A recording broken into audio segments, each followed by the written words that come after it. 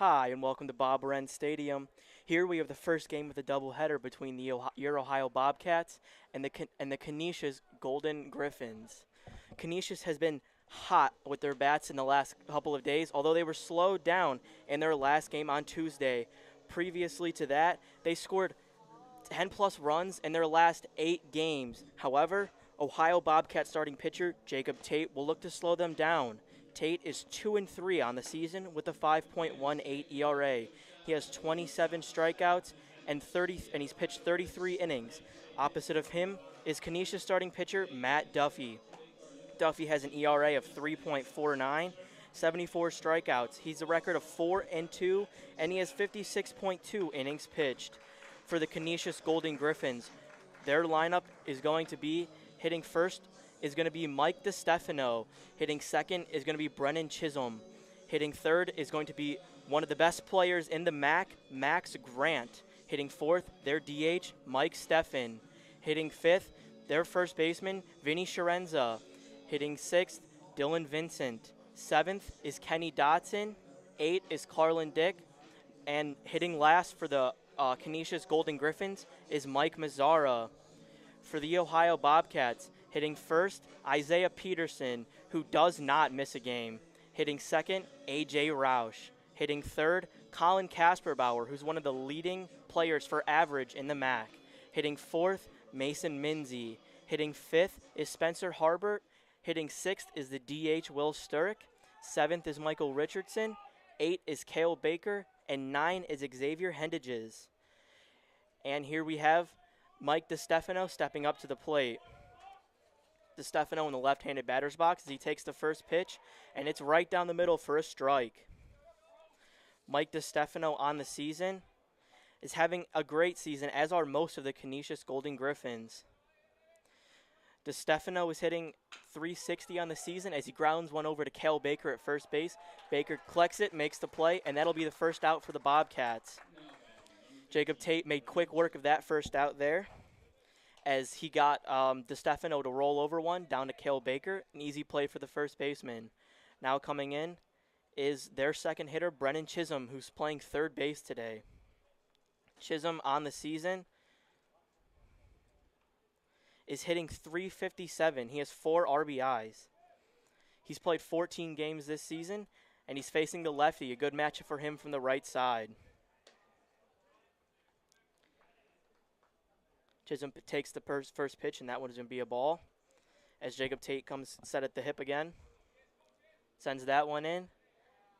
And he catches the outside corner for a strike.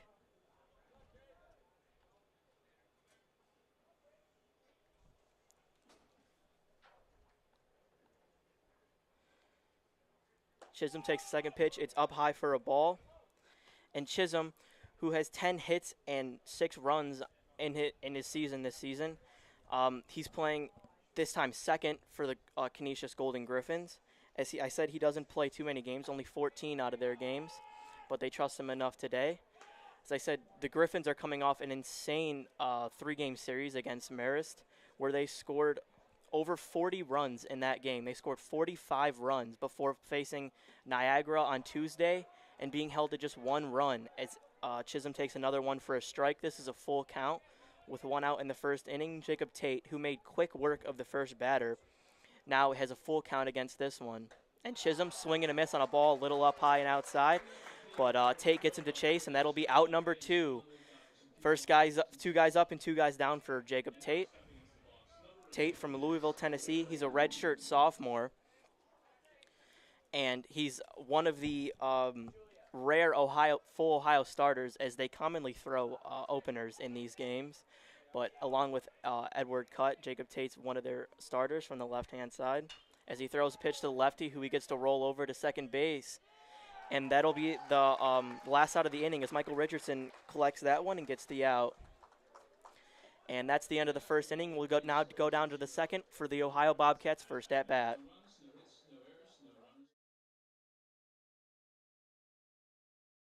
Warehouse Tire in Athens is your locally owned and operated auto and truck tire center. At Warehouse Tire, we focus on customer service with a professional staff and a huge inventory of wheels and tires for a variety of applications, including farm and industrial.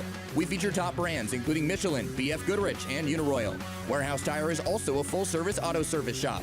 Let us help with all of your under-vehicle maintenance, including brakes, shocks, struts, and alignments. Visit Warehouse Tire on Hebbardsville Road in Athens or online at warehousetireinc.com. Ticket Smarter is glad we are back to holding live events. If you are looking to buy tickets to the best sports, concerts, and theater events all at the very best price, look no further than Ticketsmarter.com or on the app. Buying tickets at TicketSmarter will help support children in need. For every ticket transaction on TicketSmarter, $1 will be donated to a children's charity. TicketSmarter is proud to be the official ticketing partner of Ohio University Athletics. TicketSmarter, a smarter way to buy tickets. Located on 741 East State Street, Steak and Shake is serving up handmade milkshakes, fresh pressed steak burgers, and crispy shoestring fries cooked right to order. Kick off your day with our breakfast served until 11 a.m. And don't forget to join us for happy hour drinks and shakes on weekdays from 2 p.m. till 5 p.m. Left corner for three, bang! And oh baby, what a first half it's been. In sight, it must be right. We'll see you there at Steak and Shake Athens. If you can dream it, Warehouse Tire in Athens.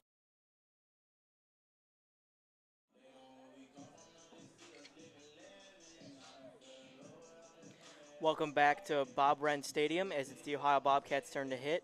Leading off is one of their most consistent guys in Isaiah Peterson. Peterson's one of the rare guys on this team, or the only guy on this team who has started every single game all season. You see Peterson a lot in the starting lineup, and you see him a lot hitting first. Peterson in the left-hand batter's box will take the first pitch, and he flies that one out to left, way foul, and that goes way beyond back to the field and out and left. Isaiah Peterson, not uncommon for him, having a great season this year. Peterson, he's a fifth-year senior and is hitting .333. He has 3 homers as he takes that one down for a strike and will start out 0-2.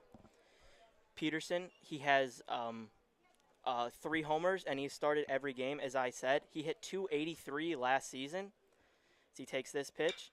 And he flies and he lines that one into right center field. That one gets into the gap. Isaiah Peterson's going to go for 2. It's going to be close at second. Peterson slides in, and he is safe as he leads it off with a double for the Bobcats.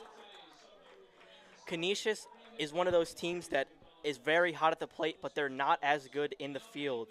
They are starting today Matt Duffy, who's one of their main aces and is a twin brother of Aaron Duffy, who's also on the team.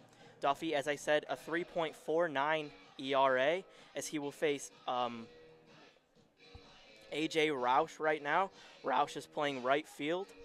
And I'll go around the lineup for the Canisius Golden Griffins. They have Brent and Chisholm at third as this pitch goes in, and it's an attempted bunt by A.J. Roush. Roush attempting to move Isaiah Peterson from second to third so that they have a guy at third with 1 out. But they have Chisholm at third. They have Kenny Dotson at short. Max Grant, one of their best players, and one of the best players in the MAC at second. Vinny Sharenza at first. Behind the plate, they have Mike Mazzara. As that bunt gets down, but it goes behind A.J. Roush, and that'll be a foul ball, 0-2 for him. Or 1-1 for him now, as the first one was taken for a ball. Dylan Vincent will be playing right field. Mike DeStefano in center, and Carlin Dick in left. A.J. Roush gets the sign from his third base coach and the Ohio head coach, as he'll get ready for this, see if he bunts again, if he lays another one down to try and get Isaiah Peterson over. And he does, but he pulls back, and that won't be taken for a ball. The count is now 2-1 to A.J. Roush. A.J. Roush is from Powell, Ohio. He's hitting .299 on the season with a .376 on-base percentage and .496 slugging. He's appeared in every single game, though he has not started them all. He came in relief for one game. That makes Isaiah Peterson the only player to start them all, as he lays that bunt down the third base line, does his job, gets Isaiah Peterson over to first. That'll be a sac bunt for A.J. Roush.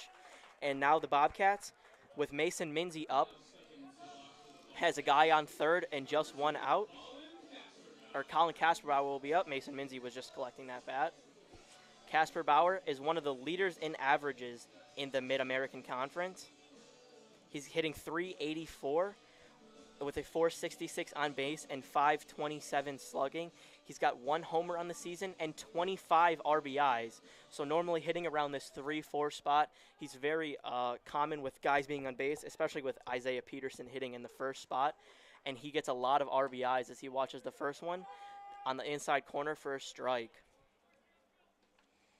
Casper Bowers from Sioux City, Iowa, as he gets in the box ready for the second pitch. Casper Bauer at the pitch, swings that one down to the right side to the second baseman as there's an error. Matt Duffy tried to cover first, but the throw by second baseman Max Grant was a little high and behind him. That'll be the first run for the Bobcats as Isaiah Peterson comes in to score from third base. And that's a good start for the Bobcats. As now it's Mason Minzy coming up. Mason Minzy, as I was about to say, is a catcher who is absolutely on fire for the Bobcats. He's one of the oldest guys on this team and a leader for the team, and he won the MAC Player of the Week last week, going absolutely wild in the series for the weekend. Mason Minzy, he hit 10 for 16, and he had 3 doubles and 8 RBIs in the 4-game series this past weekend. He didn't play on the Tuesday game in Morehead State, which I'm not sure, which is probably a little lucky for him, as the Bobcats had a very tough time in the late stages, giving up 9 runs in the 8th inning after going up 12-4. They ended up losing that game 12-13. Minzy's in the box, in the left-hand batter's box, facing the righty. Minzy gets ready for this pitch. Swings a little high at outside, and that'll be a strike, as the count is now 0-2 for Minzy. Minzy looking down at his third base coach with 1 out. Getting ready for the next pitch as he steps back in the box.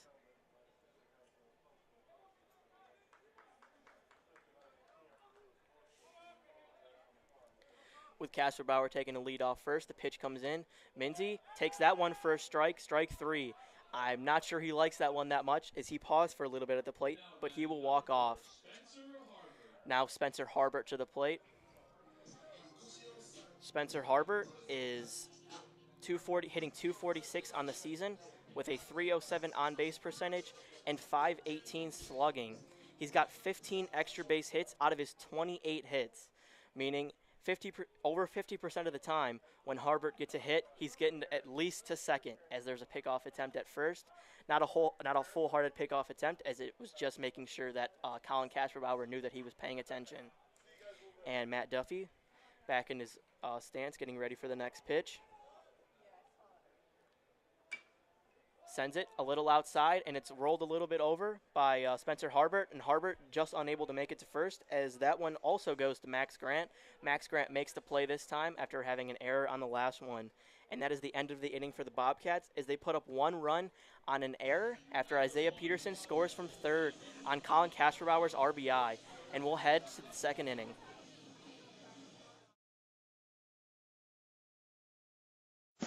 Ticket Smarter is glad we are back to holding live events. If you are looking to buy tickets to the best sports, concerts, and theater events all at the very best price, look no further than Ticketsmarter.com or on the app.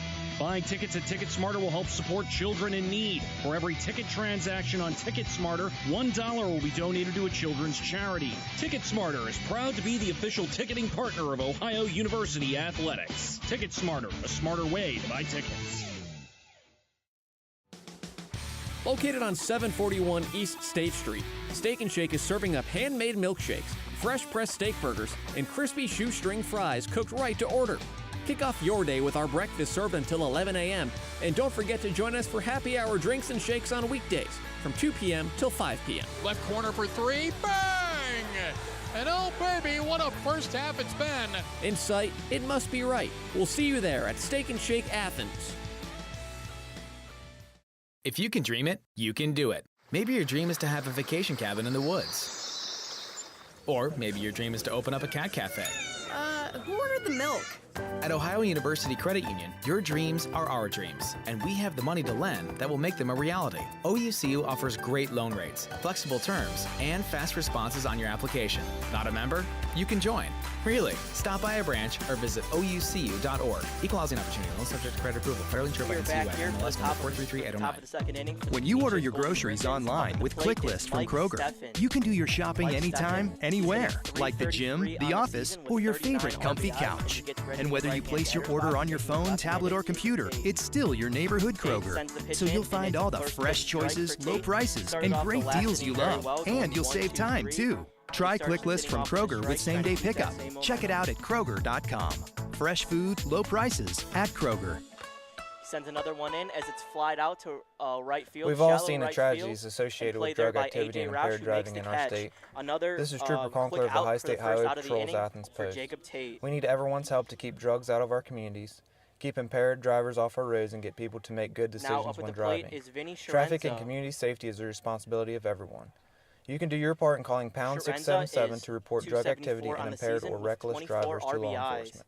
Together we can make Ohio a safer place to live and travel. Vinny Sharenza, he's from Grand These Island, days New we're York, all and doing a stands lot more 6'2", virtually, 210.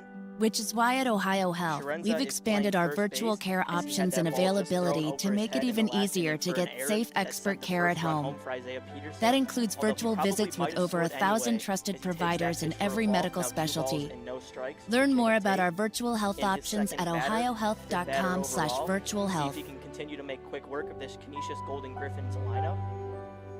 As that pitch is in for a strike, 2-1. Together is a wonderful place to be. That's why CareSource is devoted to keeping you and your family healthy and happy.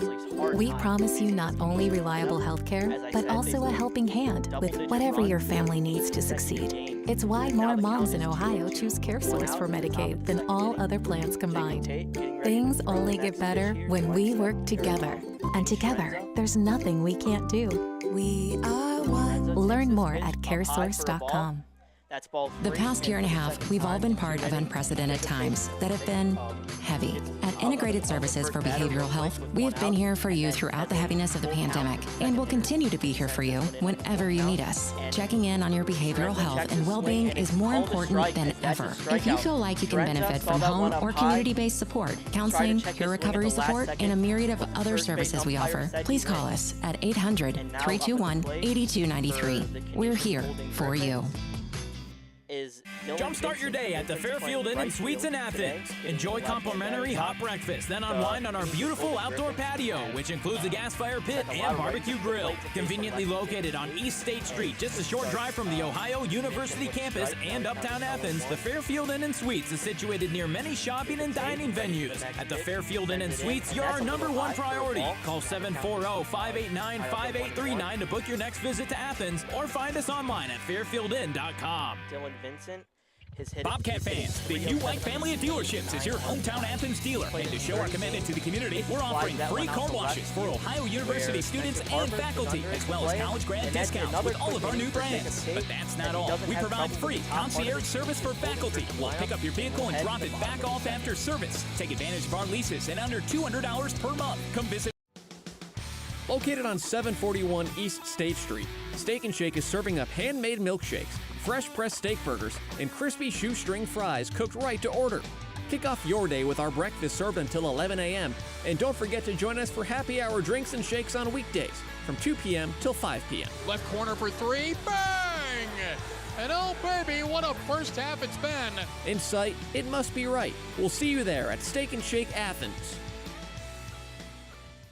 If you can dream it, you can do it. Maybe your dream is to have a vacation cabin in the woods.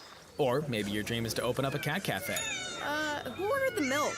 At Ohio University Credit Union, your dreams are our dreams, and we have the money to lend that will make them a reality. OUCU offers great loan rates, flexible terms, and fast responses on your application. Not a member? You can join. Really? Stop by a branch or visit oucu.org. Equal housing opportunity. Loan subject to credit approval. Federally insured by NCUA. MLS number 433809. When you order your groceries online with ClickList from Kroger. Located on... We are back for the DH Will Sturrock's at bat. Sturrock DHing in this game. And on the season, Will Sturrock is hitting .350 with a .526 on-base percentage and a .400 slugging. Sturrock in the left-hand batter's box, or right-hand batter's box to face the righty. Takes the first pitch, and he swings at it, and he lines it behind him and foul. And he'll start 0-1. Will Sturrock is from Minnetonka, Minnesota.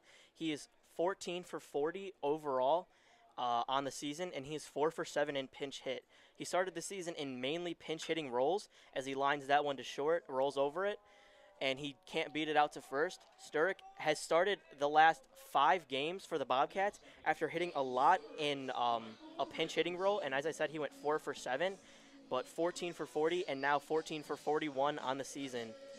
As coming up to the box now is number 8, Michael Richardson.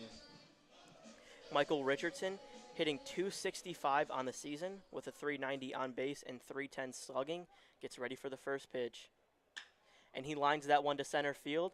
Looks like it might hang enough for the center fielder to get it, and he does. As Mike DiStefano makes the second out of the inning. 2 quick outs for the Canisius Golden Griffins after allowing a run in the bottom of the first. As now Ohio's first baseman, Cale Baker, hitting 8th today, comes up to the plate.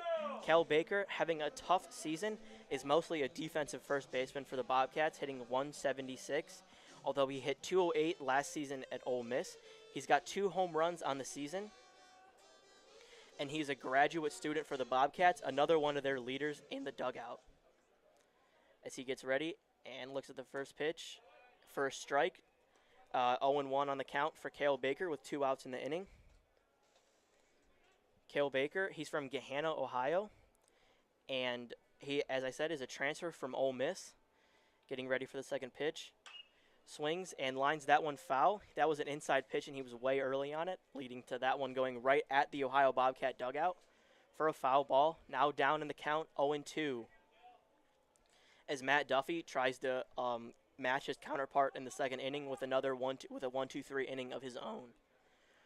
We'll get ready for the third pitch. And he sends, look like an off-speed for a strike, and Cale Baker in disbelief as that one might have buckled him a little bit. Heading off, getting ready for the third inning for the Canisius Golden Griffins' third at-bat.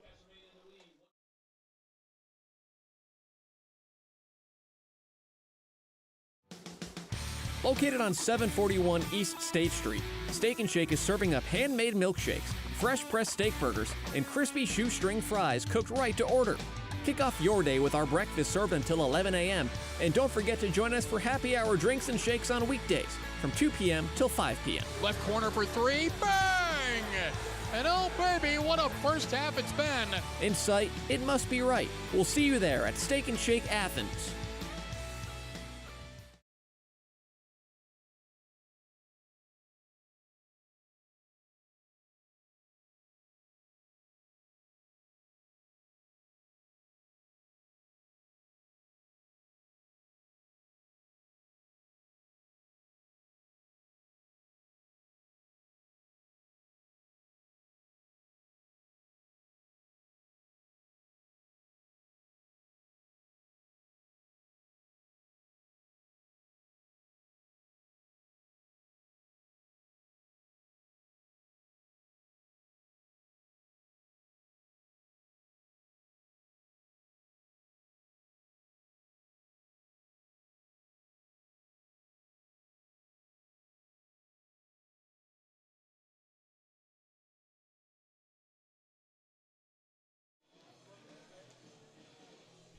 We are back for the top of the third inning for the Canisius Golden Griffins as Kenny Dodson comes up to the plate. Kenny Dodson is hitting .250 on the season with 6 RBIs. He has a .351 on base and a .313 slugging percentage. He's only played in 16 games and has not hit any home runs, although he does have 6 RBIs on the season. Takes the first pitch for a ball. Dodson getting back in the right-hand batter's box. Ready for this next pitch from Jacob Tate. And he takes that one for a strike as now the count is even at 1-1. Jacob Tate through 2 innings, 2 full innings, has only thrown 23 pitches, on pace for maybe a long game in this one as Dodson lays down a bunt. Jacob Tate just can't quite make the play. He got off the mound to get the ball and seemed like he slipped on this turf right before picking it up. So Kenny Dodson beats it down to the first base line, as that was a surprise bunt there from Dodson, and Jacob Tate just wasn't ready for it. That'll be the first hit for the Canisius Golden Griffins in this game for their 7th batter after Jacob Tate was perfect through 2. Now in the plate is Carlin Dick, their left fielder. Carlin Dick is hitting 181 on the season with 9 RBIs, as that pitch is a touch high, and I think Mason Minzy was getting ready for Kenny Dodson to steal. He showed off the speed on the last pitch as he bunted and got down the first base line. So after that big lead on first, Mason Minzy probably thought he was going to try and take second. Jacob Tate getting ready for the first pitch, paying attention to Dodson at first, and that pitch is in for a strike, as Jacob Tate is going to have to worry about the runner and the batter for most of this at-bat, as long as Kenny Dodson is still down there at first. Tate sees the sign and gets set right at his hip for this next pitch, and sends that up high for another ball. The count is now 2-1 for Tate, who, as I said, made quick work in the first 2 innings, and this is the first base runner he's seen all day, and of course for Jacob Tate, it's one of the fastest runners that Canisius has in Kenny Dodson. Dodson paying a lot of attention to the pitcher, looking like he's going to steal, as that one gets flown out into left field. Looks like it's going to go foul, and the shortstop just can't make the play. That was Xavier Hendages, who was down there just about ready to make that play, but it was just in that position where the left fielder couldn't quite get there, and the shortstop couldn't get there, as it was real shallow in foul territory. And now a 2-2 count as Jacob Tate will get ready for this next pitch against Carlin Dick. Dick steps back into the batter's box and takes a deep breath before this pitch, as Kenny Dodson gets his lead off of first. Maybe ready to steal, and now what's a 2-strike count for him with no outs. Tate sends the pitch in, and that one's lined straight back for Carlin Dick, as that stays a 2-2 count for Dick as he goes a step back into the batter's box. Takes another deep breath, and he's ready for this next pitch, as Tate gets set right at his hip. Jacob Tate sends in the pitch, and that one hits Carlin Dick right up near the helmet. That got away from Jacob Tate right there. He lost it up high and in, and made contact with the batter. And now for the first time, the Golden Griffins have a player in scoring position, and it might be trouble for Jacob Tate, as there's a guy on first and second with no outs. Coming into the plate is the 9th batter for the Golden Griffins, and that is Mike Mazzara, as Mason Minzy steps out to calm down Jacob Tate and give him the signs. Mike Mazzara, the catcher for the Golden Griffins, is hitting 173 on the season with 5 RBIs. He's from Buffalo, New York, and stands 5'11", 195. As Jacob Tate sends his pitch in, he gets ready for a bunt. He pulls back, but it's called a strike. Same approach that the Bobcats had in the first inning, as there's a guy on second. You want to get him over to third with no outs, so he's on third with 1 out, and you can sac fly him in from there. And it'll go back to the top of the Canisius lineup, where Mike DiStefano will be hitting, as Mazzara gets ready for this next pitch. Doesn't bunt that one, but takes it again for a strike, as he's now down in the count 0-2. Can't bunt anymore, because a bunt foul ball will be a strikeout for the catcher, Mike Mazzara. Mazzara, he's from, as I said, Buffalo, New York, and he hit .241 last season in 2021. He's a graduate senior, so another player that's a catcher for their team, and is a leader as he swings and misses at that one. And it got away from Mike Minzy. I thought maybe it might have been a foul tip for Mike Mazzara, but it seems like he didn't get any contact with it, and it just got away from Mason Minzy. And now Mike DiStefano is at the plate. DiStefano is 0 for 1 on the game, as Jacob Tate made quick work of the first 6 players. DiStefano steps in for his second at-bat.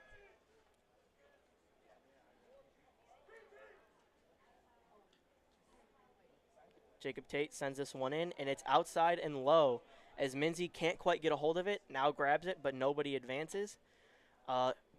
Mason Minzy's paying a lot of attention to Kenny Dodson down there at second. Dodson, as I said, showed off his speed and is a threat to steal a base at any time. So Minzy, after he dropped that ball, had to make sure that Kenny Dodson didn't go anywhere. As Jacob Tate gets ready for the next pitch in a 1-0 count with 1 out. Sends it into DeStefano, who lines it straight to first. Cale Baker makes the play onto second for 1 out, and they can't get it back onto first for a double play. Jacob Tate got down there, but it just wasn't. They just couldn't get it in time as the shortstop Xavier Hendages didn't even make the throw. A good decision probably from him there, as it didn't look like they really had a chance to get the speedy center fielder DeStefano. And now for his second at bat is Chisholm stepping into the box. Chisholm again 0-1. He had a strikeout in his first appearance after running the count full. When Jacob Tate had a quick work with DeStefano, he ran the count full to maybe get the pitch count up a little bit, but ended up striking out in the end. As Jacob Tate will attempt to pick off just to keep the guy there at first, just to keep DeStefano on, as this is an obvious steal situation here, as DeStefano has enough speed to get to second, and with the guy on third, Mason Minzy might be a little bit cautious about throwing it down there, as the second pickoff attempt in a row from Jacob Tate, just to try and keep DeStefano as close to first as he possibly can. This is, as I said, the first time that Tate's been in a lot of trouble, and he wouldn't want 2 guys in scoring position with DeStefano down there, as Chisholm is in the box. Chisholm flies that one out. That's going to get out of play and foul on the right field side as Cale Baker watches it go, standing at the wall down there. So now the count 0-1 for Jacob Tate. Tate has now thrown 32 pitches in this game, 37 pitches in this game through 2 2/3 innings, and has only allowed 1 hit, although he did also hit a player. So that would be just the 2 base runners for Jacob Tate today. Although Carlin Dick, who was the one who got hit, got thrown out at second. So there's a steal attempt there. They get him caught, but he makes it. And an error by Cale Baker, who throws it out to the left, and Xavier Hendages can't make the play. And there's Kenny Dodson tying the game up at 1. Dodson, who was threatening the Bobcats on the bases for every single pitch, although that won't change much with DeStefano still on the bases, is finally able to get all the way around the bases, station to station, and score the first run for the Canisius Golden Griffins. And now they have exactly as many runs through 3 innings now as they did in their Niagara game on Tuesday, which was a rarity for the Canisius Golden Griffins, as they normally never get shut out. And this one is popped up and foul. Again, out of play to the right side for Chisholm, as the count is still 0-2. He's fouled a couple of pitches off, and we've had a lot of pickoff attempts here, as Mike DeStefano has his lead off of second base, but it's likely Jacob Tate doesn't pay too much attention to him, as there's nobody covering the base at second, and with 2 outs just wants to get this batter here, as that one's rolled over to third, and the third baseman slips. That is Colin Kasperbauer, who went to go set his footing, and the second time a Bobcat has slipped right as they've gotten the ball, can't make the play at first, and Chisholm gets on the same way Dodson did for the first batter of the game. As Tate slipped trying to grab that bunt, Mason Minzy steps out and gives the signs to Jacob Tate to calm him down again. As this is Max Grant. Grant, as also with Minzy, won the Player of the Week for his MAC conference. He hit 11 for 21 in the series, or last week, and was on fire in the series over the weekend, as he went 4 for 6 in the first game and 5 for 6 in the second game against Marist. There was a game in that series, the second game, where it was a 17-16 game, one of the higher scoring games you'll ever see. And Canisius, as I said, is incredible at the plate, but struggles sometimes from pitching and in the field, as that's another pickoff attempt to first base in the same position with a guy on first and second, although 2 outs, maybe more of an inclination for the guy at first to steal, as Chisholm gets his lead off at first. Jacob Tate still paying attention to him, and he takes off, as that one's lined into shallow center field. Doesn't look like anybody's going to make the play, and they can't, and another run scores for the Golden Griffins, as that was DeStefano coming around to score. And now Mike Steffen will step up into the plate, And after retiring the first 6 batters that Jacob Tate faced, he's now on the 7th batter of this inning. So he's faced more batters in the 3rd inning than he did through the first 2 innings combined. As Stefan steps into the plate, he flew out in his first at-bat. We'll look to keep this inning going for the Golden Griffins here, as they've already scored 2 runs and are now winning the game, and again have a guy on 1st and 3rd, as Chisholm advanced from 1st to 3rd on the last play, and that one will be called for a strike. Chisholm, with the smart base running, as soon as that ball was flared up in the shallow center field, took off so that he was able to make it to 3rd in time before Isaiah Peterson could get to the ball and get it in. And Grant gets his lead off at 1st. Not as much attention being paid from Tate, who doesn't attempt to pick off this time, instead throws it in, and that one's low for a ball. The count is now 1-1. Jacob Tate looking in at the hitter, Mike Stefan. Stefan DHing today, so not playing in the field. His only responsibilities are to hit. And Jacob Tate throws the pitch in, and it's rolled over there by Stefan, but foul. Couple rollovers for the Golden Griffins today, but that one, luckily for Stefan, goes foul. Although that might have been hit soft enough that he had a chance to leg it out and gets a first on time. Stefan comes back in and gets ready for the next pitch. 1-1 count, 1-2 count for him with 2 outs, as Tate gets ready to throw his next pitch of the inning, and it would be his 43rd pitch overall, as that one's high and inside, almost hits another guy, as you can hear the Golden Griffin dugout screaming after that pitch. He caught Carlin Dake up and in, who's a left-handed batter. He caught him up and in on the shoulder, and that one also goes up and in, maybe trying to brush the batter off the plate. As now a 2-2 count, the next pitch comes in as the runner steals. That one's shot into right field. Looks like it's going to get down, and it's fair. It gets to the wall. That'll score 1 run. That'll score 2 runs as Mike Stefan stops at second base, and both the runs score. As Max Grant, able to, on stealing on that play, was about halfway between 1st and 2nd when that ball dropped in the field. So he was able to score easily on that double from Mike Stefan. Stefan able to keep this inning going for the Golden Griffins, as they now have 4 runs, all in this 1 inning, and they will meet at the mound. Jacob Tate did not have a lot of trouble through the first 2 innings, and is now in a lot of trouble in this 3rd inning. Doesn't look like there's anybody up in the Ohio Bobcat bullpen, so we'll see how long they let Jacob Tate go in this inning.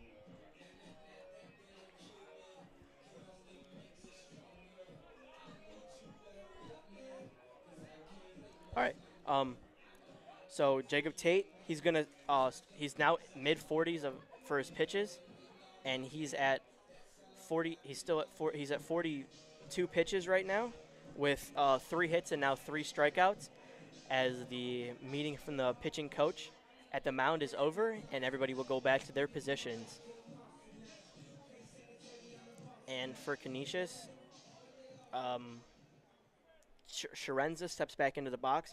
Sharenza, 0-1. He has a strikeout. He's one of the 3 strikeouts for Jacob Tate in the game, as the first pitch is sent in, and it is a ball. Sharenza getting ready for the second pitch of the inning, trying to keep this one alive with a guy at second. This is the first time in a long time there's only been 1 guy on the base pass for Jacob Tate. As he looks back there, with nobody covering that base, throws the next one high, as Mike Stefan's playing with him a little at second base, doing a couple hops over there every time Tate looks back, but there's nobody covering, so Tate not too precautious of the guy at second right now. With a 2-0 count, just has to work this hitter and try and get himself out of this inning. Next pitch comes in, and that one's a strike. Now the count 2-1, as that one was watched there by Sharenza.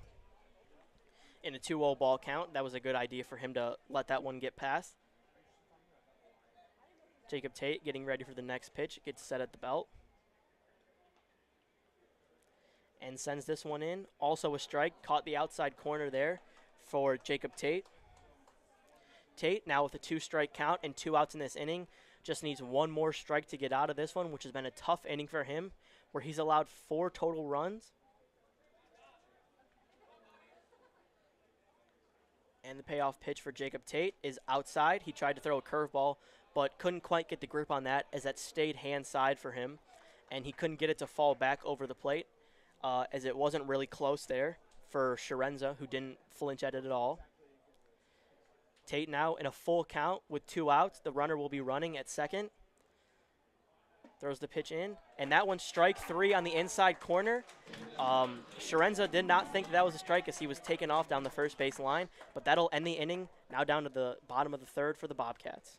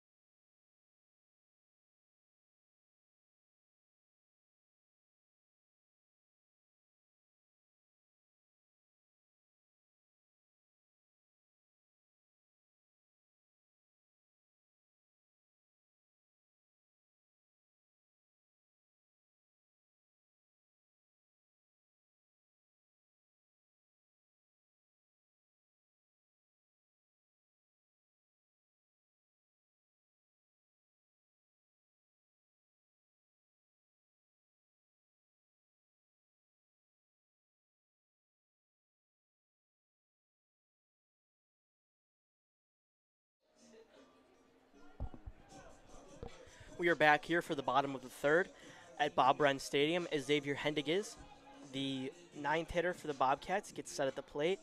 Hendiges, this is his first at-bat of the game. And he steps into the right-handed batter's box, getting ready for this at-bat.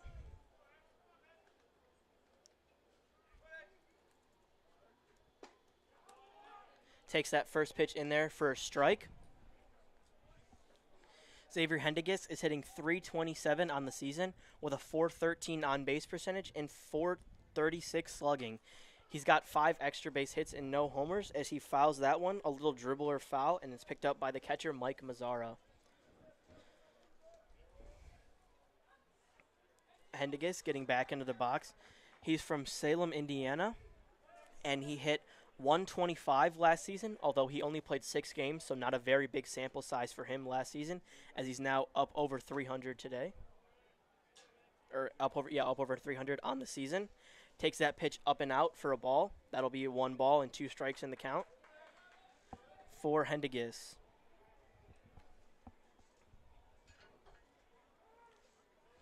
Hendiges calls time right there as he thought the pitcher, Matt Duffy, took a little bit too long to send that one in. Steps out of the box, and he's right back in, ready for this 3rd pitch of the at-bat. Matt Duffy in his windup sends this pitch in, and it's a strike, and that'll be strike 3 on Hendiges. As he goes on strikes in his first at-bat, just not quite able to catch up to the heat on that one, and Isaiah Peterson will come back in for his at-bat. Peterson in his first at-bat shot a smoking line drive out to right center field that got into the gap and allowed him to get to second. He ended up coming around to score a couple plays later on the hit from Colin Kasperbauer. So he gets ready for the first pitch, and that one's in for a strike. Another strike there for Matt Duffy, who, after allowing a run in the first inning, shut the Bobcats out in the second inning and is only allowed 2 hits on the game. Sends this next pitch in, and that one just flared out as Isaiah Peterson reached for that one and just shot it out of play and foul. So now an 0-2 count here for Isaiah Peterson, who faced that same count in his first at-bat before taking a couple balls and getting that double. Peterson takes this one, flares that one this time into left, as that one's going to drop right in front of the left fielder, Carlin Dick. Dick just not quite able to get to that one. And Isaiah Peterson is now 2 for 2 on the game. A.J. Roush steps into the box for his next at-bat. In his first at-bat, it was the sack bunt that sent Isaiah Peterson from second to third. so that the Bobcats could score on Colin Kasperbauer's hit, which was actually ruled a hit. Looked like an error at first, but was ruled a hit. As he shoots that one to the second baseman, who turns onto second for the first one, back onto first for a double play, and that'll get the Golden Griffins out of this inning. A quick inning again for Matt Duffy as he faces the minimum, although he allowed a hit to Isaiah Peterson, and we will head to the fourth inning.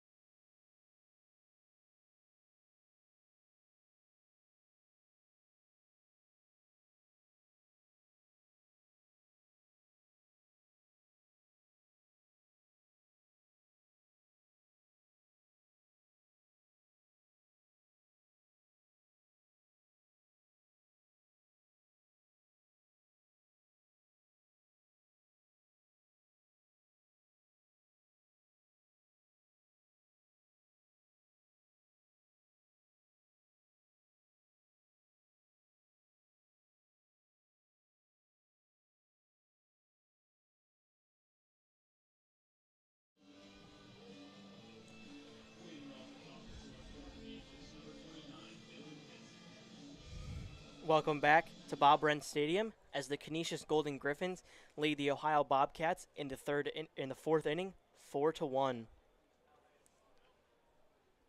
Stepping into the plate here for the Canisius Golden Griffins is their batter, Dylan Vincent. Vincent takes a swing at that first pitch, and it is a strike. In his first at-bat, Vincent flied out, and he is 0 for 1.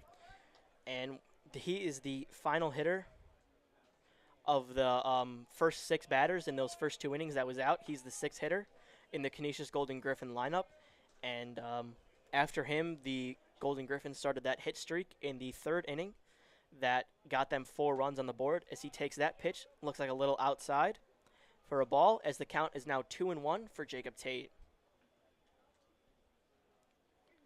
Vincent, the right fielder, steps back into the batter's box and takes this next pitch.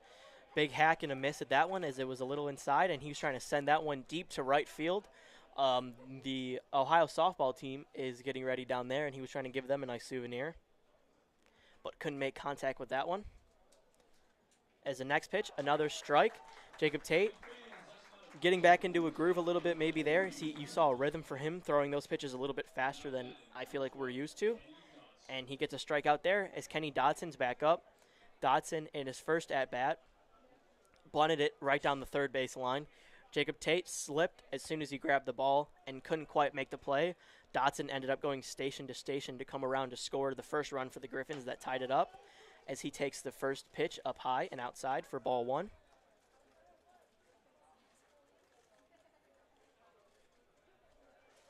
Dodson, in a 1-0 count with 1 out, gets ready for this next pitch. And it's inside, but catches the inside corner for strike 1. Now a 1-1 count for Kenny Dodson.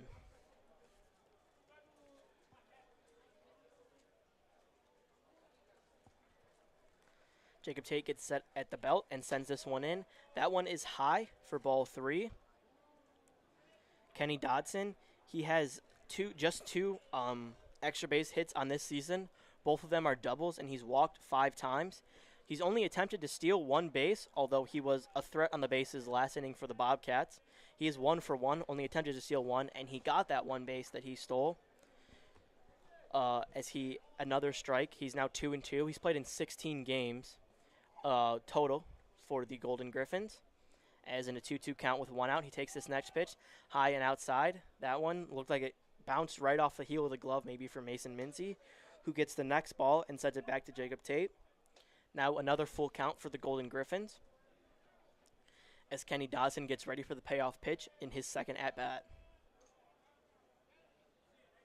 Dodson takes that one high and outside and is able to get himself on base again.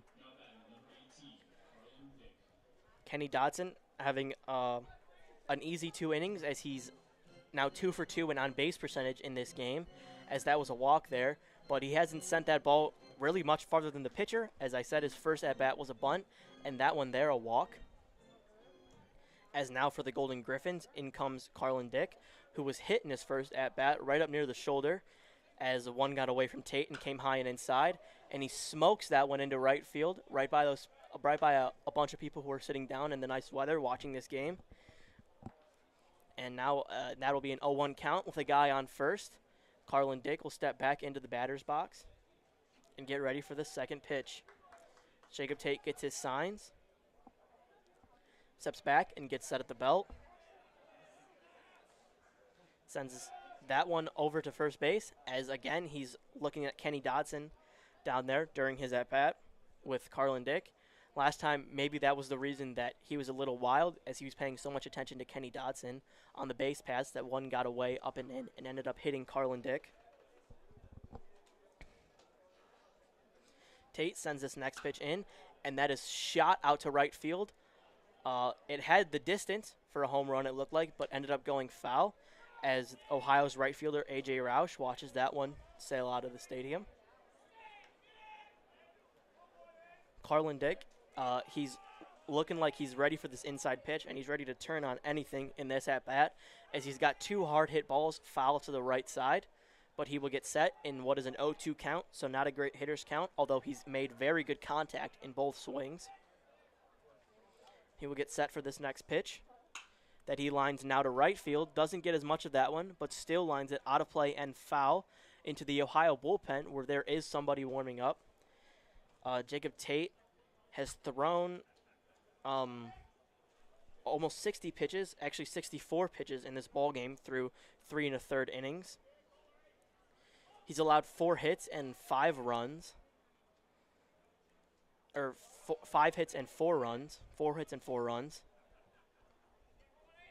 In this at-bat, as that one is taken there by Carlin Dick for a ball. The first ball of this at-bat after making contact with the first 3 pitches and sending them all out of play and foul. Now a 1-2 count for Dick as he gets ready with 1 out in this inning. As that one's a little high and outside again, that'll be ball 2. Now the count is even at 2-2. A good fight here from Carlin Dick. Takes his deep breath, steps back into the batter's box to get ready for this next pitch. Jacob Tate gets set at the belt and sends this next pitch in for a strike. That'll be strike 3, as he got Carlin Dick looking on that one. The second out in the game as Kenny Dodson remains at first, and the next batter will come up for the Canisius Golden Griffins. That'll be their 9th hitter and their catcher, Mike Mazzara, who struck out in his first at-bat of the ball game in that big-time 3rd inning. Mazzara, it was a check swing on a high pitch, but he got called out on it. As Tate gets ready for this next pitch, tries a pickoff attempt again, but Kenny Dodson makes it way in time as he took off on first movement by Jacob Tate. So as soon as Tate lifted his leg, Kenny Dodson took off, and since Tate was committed to going to first, he had to send that one down to Cale Baker, who had to then try and collect it and send it on to second, but couldn't quite do it in time again, as the first time it was an error that ended up in left field. This time he just holds on to it and lets Kenny Dodson get second, who Kenny Dodson now in scoring position again, as he was for a good part of that 3rd inning before he ended up coming home to tie the game at 1 for the Golden Griffins. Dodson, always a threat there at second, and will probably score on anything hit into the outfield. Anything that gets down in the outfield will probably score Kenny Dodson here and get Mazzara an RBI. This pitch comes in, and it's fouled straight back for Mazzara.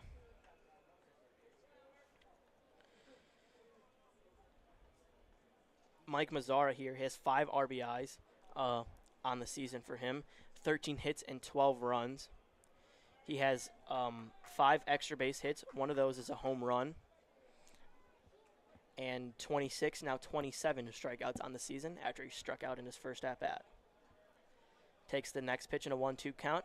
Again, Jacob Tate trying to drop a curveball in there. Doesn't quite get all the spin he wants on that one. And it stays hand side for him. So outside. And not really a competitive pitch there to Mike Mazzara. Now a 2-1 count. A little action going on there at second with Kenny Dodson, but no throw. And that one comes in. Looks like it's a little low for a ball. Now a 3-1 count, as Jacob Tate will try not to lose this batter so that he doesn't have to go back to the top of the lineup and face Canisius' first hitter in Mike DeStefano.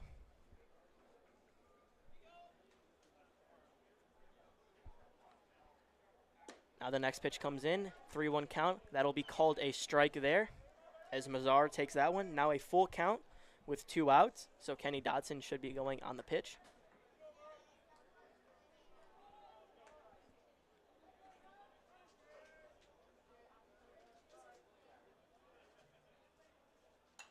That one fouled straight back for Mike Mazzara as he stays fighting in this 3-2 count.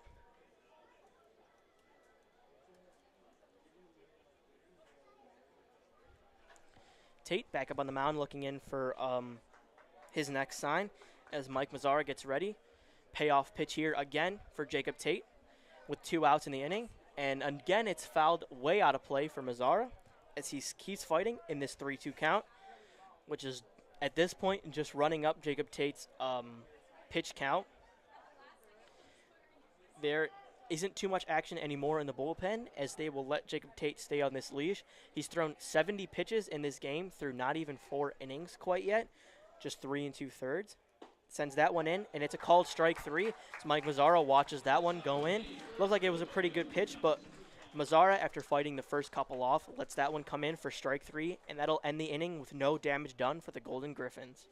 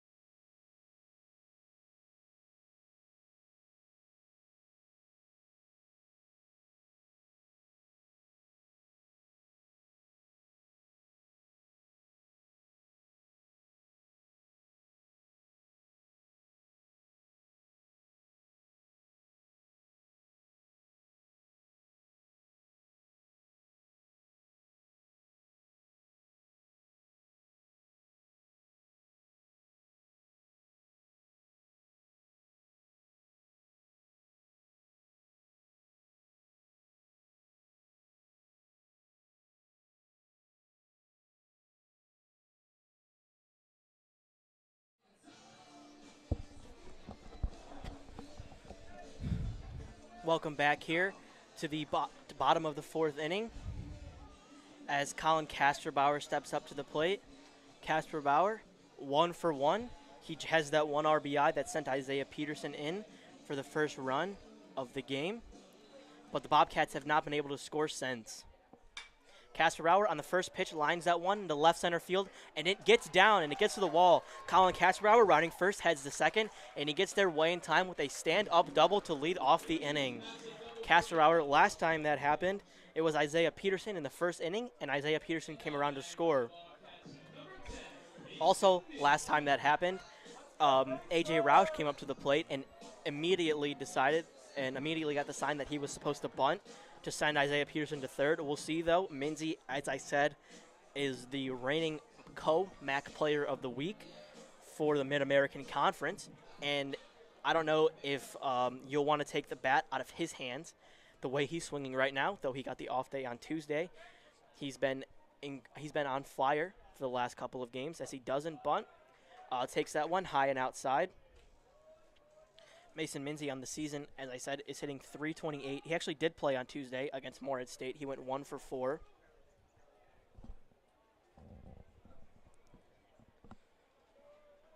He'll get ready for the second pitch in a 1-0 count with a guy on second.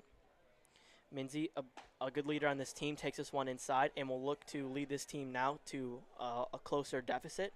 As they're down 4-1, it'll cut the lead down to 2.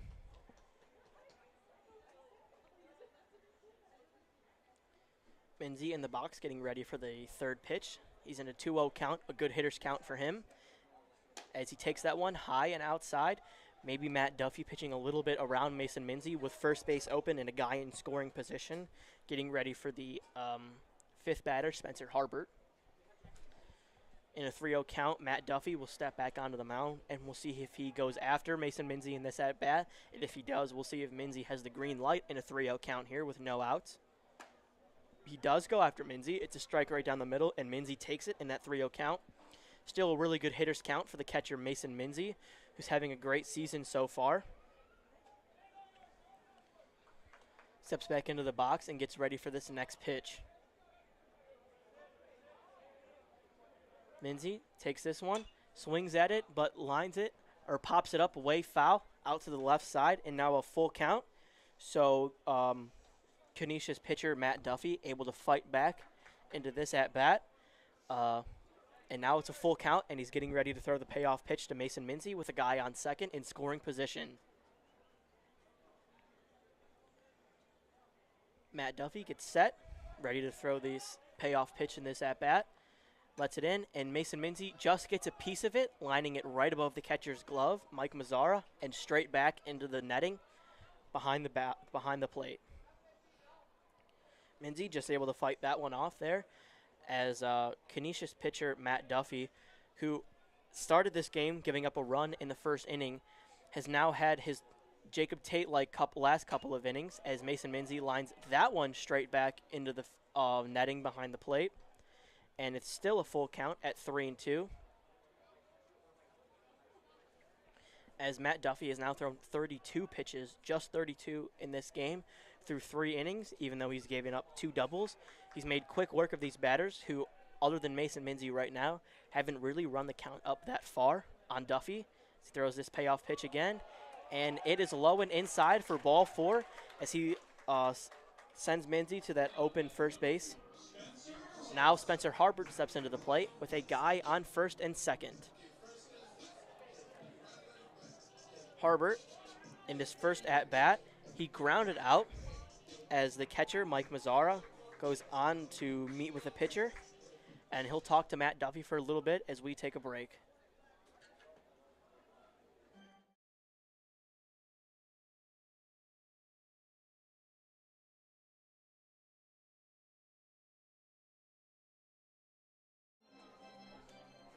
Mazzara, just a quick word there to his pitcher, Matt Duffy, as he gets back behind the plate, ready for Spencer Harbert's at-bat with no outs and a guy in scoring position. We'll see if Harbert gets the sign from Craig Moore at third to send the bunt down, and he did not. He takes that first pitch for a strike. Looks down again at the sign from the third base coach and head coach Craig Moore as he gets ready for the second pitch of the at-bat in an 0-1 count with no outs in this inning. Matt Duffy sends the second pitch in, and it is low, it looks like. That'll be the first ball, and it's now a 1-1 count for Harbert. Harbert, as I said, rolled one over in his first at-bat, looking to get a hit here and be 1 for 2, and that should score Casper Bauer from second if he drops one into the outfield. Gets the third pitch here, lines it into left field, straight at the left fielder, and that one gets out of here. That is a 3-run home run there for Spencer Harbert, who on the hit, it didn't look like it was going to get all the way out of here, but that just floated in the air. A line drive for Spencer Harbert, and in a 4-1 deficit, now a 4-4 tie for the Bobcats. Spencer Harbert with a big-time home run there to tie this one back up with Canisius in the 4th inning. Now the DH, Will Sturrock, will step up into the plate, trying to follow that Spencer Harbert hit. Although, as they say, home runs are one of the biggest rally killers for teams, because now, as Will Sturck steps up, the bases are empty. And the pitching coach will go out there and talk to pitcher Matt Duffy. Duffy, who had a good outing so far until that 3-run home run right there, is still only at 42 pitches through 3 innings, although he hasn't been able to get an out so far in this 3rd inning and has given up 3 runs. As now Sturck gets announced and steps up to the plate, ready for his at-bat with the bases now empty, but in a tie game. So basically a new inning here for the Bobcats, a new 3rd inning as there are no outs and the bases are empty. Matt Duffy just has to reset, and he gets ready for this first pitch to Will Sturck. That one fouled straight back, just a piece of it from Will Sturck, who's now in an 0-1 count.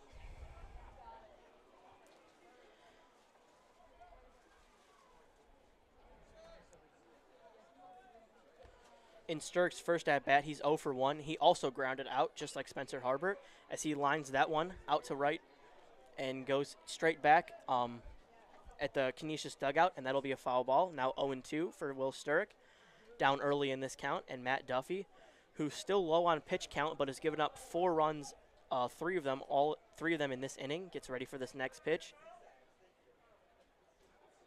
Doesn't look like there's too much action there in the Canisius bullpen, so they'll also let Matt Duffy go. Matt Duffy, seemingly the Canisius ace, sends an off-speed pitch outside.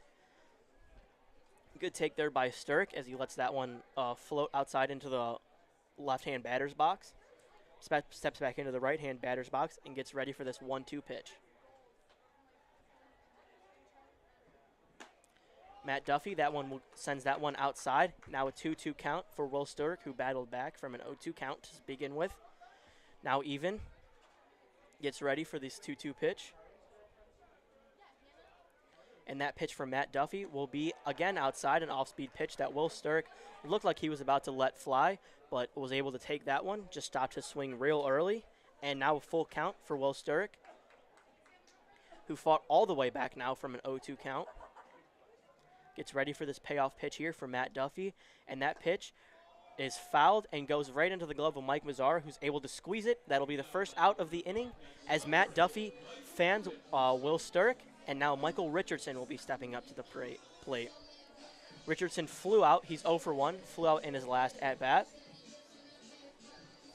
And we'll get ready for a second at-bat here with 1 out, and the bases are empty. Matt Duffy gets ready for this next pitch. Sends it in, and it is high for a ball on Michael Richardson. Richardson now in a 1-0 count after taking that first pitch. Gets ready for the second pitch here from Matt Duffy. Duffy sends that one in. Michael Richardson looked like he showed bunt, but wasn't quite able to lay that one down as he takes that one for a strike. Didn't pull back either. Now even in a 1-1 count for Michael Richardson. Now the third pitch of the at-bat is an off-speed pitch that's again outside for Matt Duffy, as he's just not quite able to get his off-speed pitch over the plate. And now a 2-1 count here to Michael Richardson.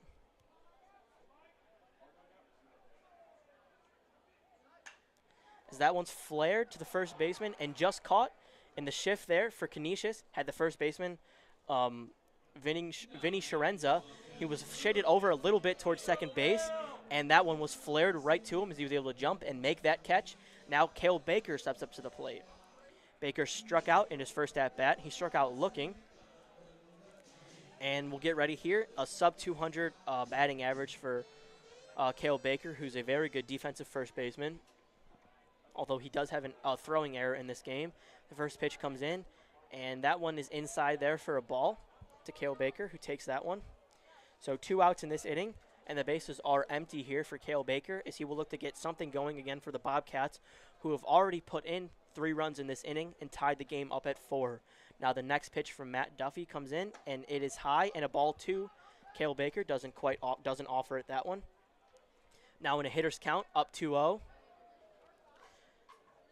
Steps back into the box. Matt Duffy in the windup here sends this next pitch in, and it is a strike. Now a 2-1 count here for Cale Baker. Baker hitting 8th in the Bobcats lineup, as Xavier Hendages is on deck right now, seeing if he can get an at-bat with 2 outs in this inning. That one gets over the plate. There's the off-speed pitch that Matt Duffy was looking for, as that one crosses the plate and gets the inside corner. Cale Baker takes it, now even at 2-2. Cale Baker in the right-hand batter's box, ready for this next pitch. And an even count, takes it, fouls it off to the right side to stay alive in this 2-2 count, as that one was just on the inside corner of the plate. He's able to get a little bit early on that one.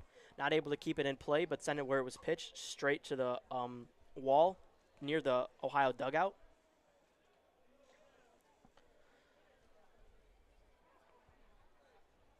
Cale Baker now ready for this next pitch. That one, another off-speed looking pitch.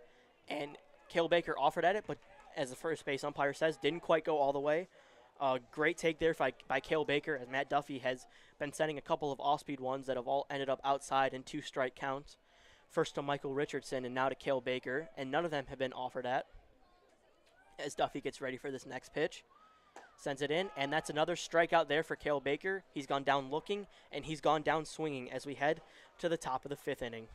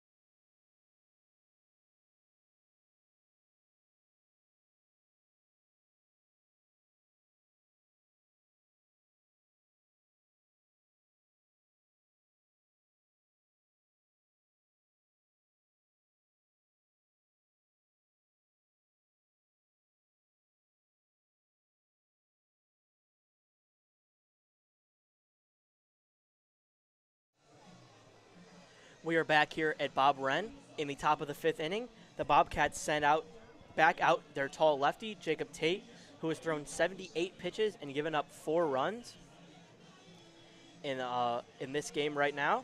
He's seemingly on a long leash, but 78 pitches is way up there. Bobcats, not too much action there in the bullpen, so Tate might have a bit of a long leash again in this 5th inning as he sends the first pitch in to the Canisius batter.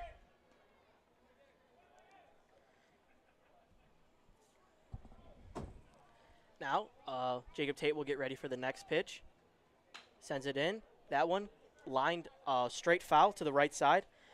The hitter here is Mike DeStefano. We're back at the top of the lineup for the Golden Griffins. DeStefano is 0 for 2. He's gotten on base 1 time and was able to come around and score. He got on a fielder's choice, as that one gets way away from Jacob Tate high and inside and sails over the head of DeStefano and hits the netting in the back. Jacob Tate smiles to his catcher, Mason Minzy, and gets ready for this next pitch in a 2-1 count. DeStefano stole a base the last time he was on after that fielder's choice, as Jacob Tate lets this one come in high, and you got to be thinking, if you're the Bobcats, how long do you let Tate go, as it seems like he's letting a lot of these pitches get away from him. Now in a 3-1 count, hitter's count for DeStefano. Stefano gets ready for this pitch, as that one's lined straight to the gap in the infield and the left field, and that'll be a hit for Mike DeStefano. DeStefano, with his first hit of the game, gets on first base and leads off the inning with a hit for the Golden Griffins. As now for the Golden Griffins, it is Brennan Chisholm. Chisholm is 1 for 2 in this game. He struck out in his first at-bat, but got a hit in his second at-bat.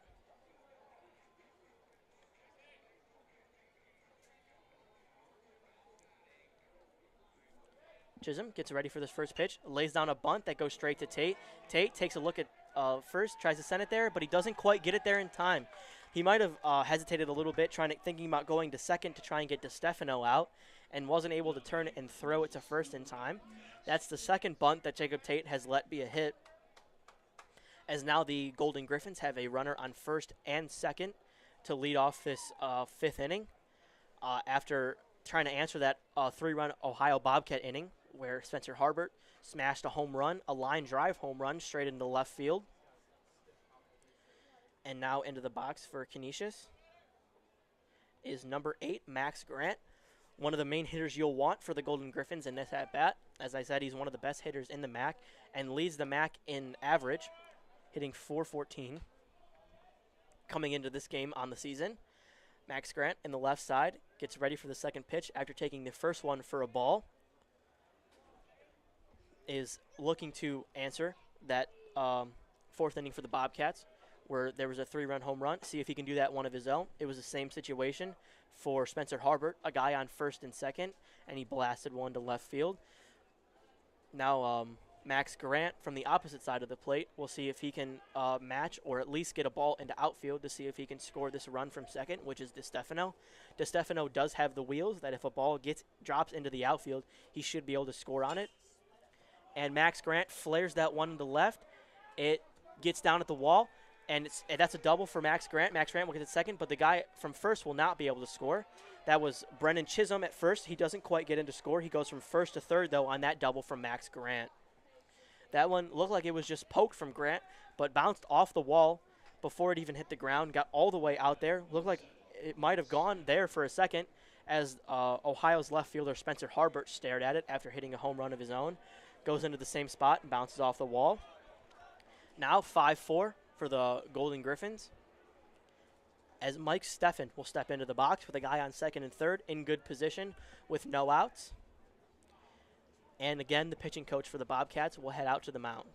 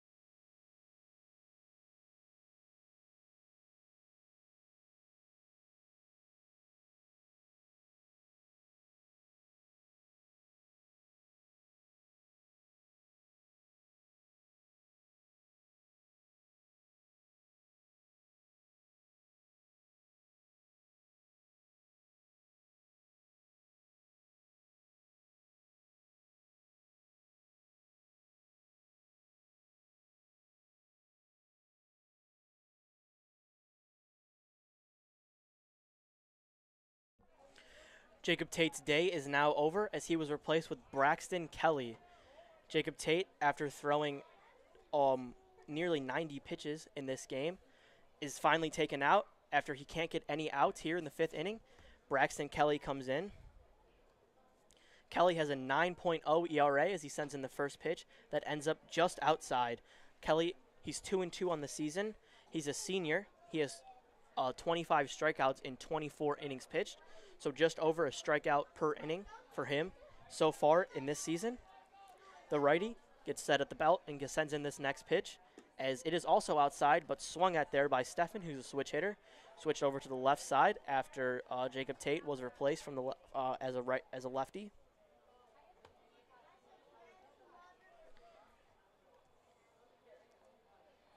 Mike Stefan gets ready for this next pitch, and he takes it outside for ball 2.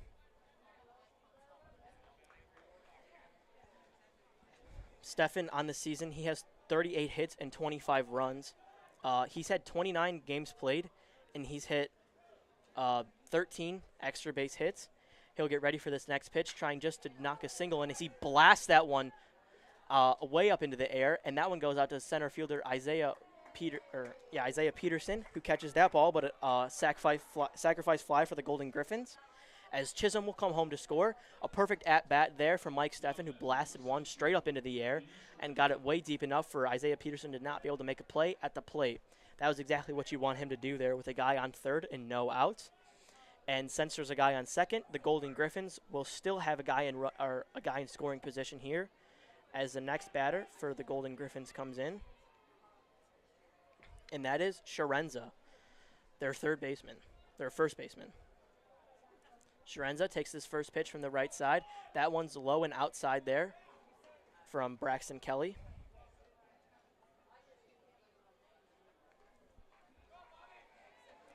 As Kelly gets set for this next pitch in this at-bat, in a 1-0 count with 1 out and a guy on second, checks the runner at second, although nobody's really covering, sends that one in. It is also low.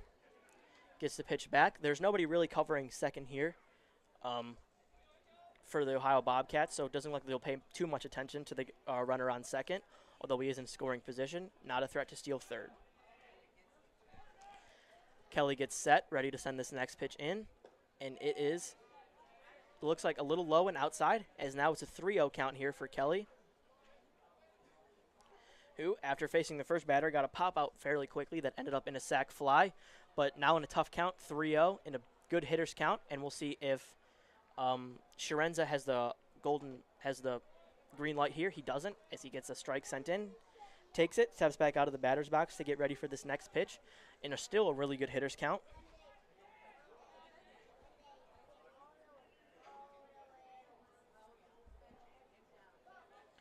Braxton Kelly lifts the leg, sends this next pitch in, as it is also low and outside, and walks the second batter he faces.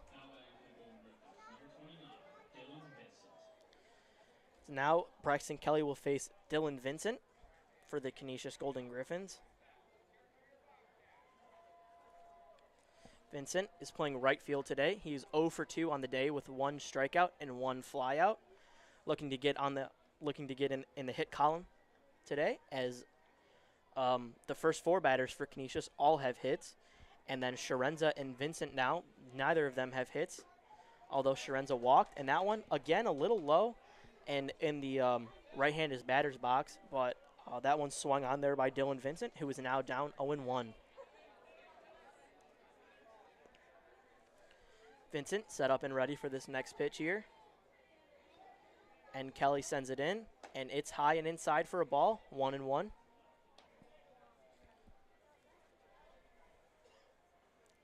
As Dylan Vincent looks down onto his third base coach, getting ready for looking at the sign. And Kelly gets his sign from the catcher and gets set, ready to send this 1-1 pitch in with 1 out in the inning.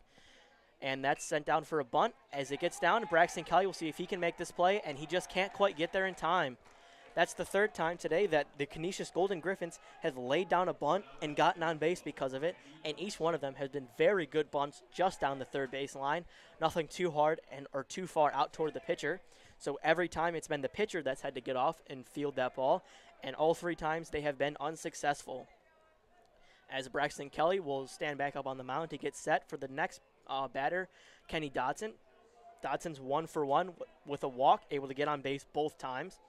Now the bases are loaded here with 1 out, and we'll see if Dodson can do any damage. Dodson gets ready, takes the first pitch in there for a strike. That one caught the outside corner there from Braxton Kelly, as Dodson wasn't able to pull the trigger on the first pitch of his at-bat.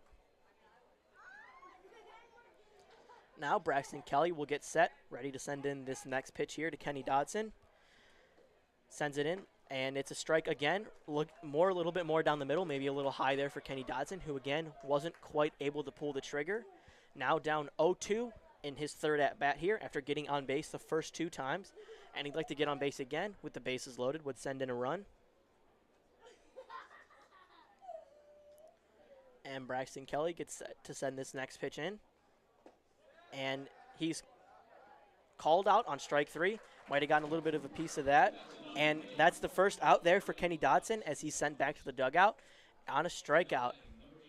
And now for the Golden Griffins, it'll be Carlin Dick in for his third at-bat.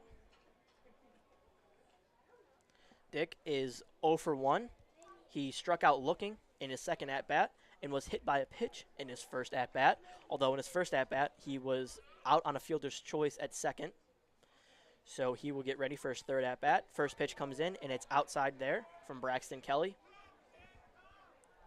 Kelly starting another batter off with the first pitch ball.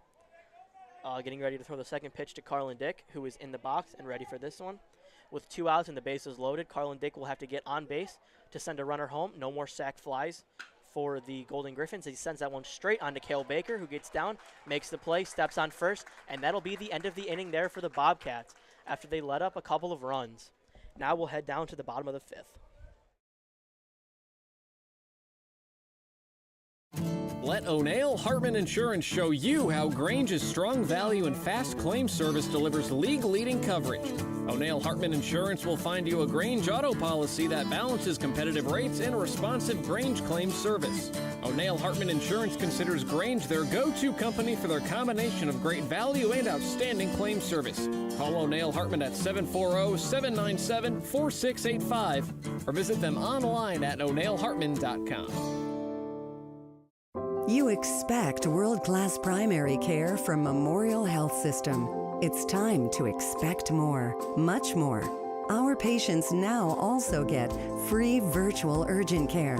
So expect our expertise everywhere and answers anytime for free.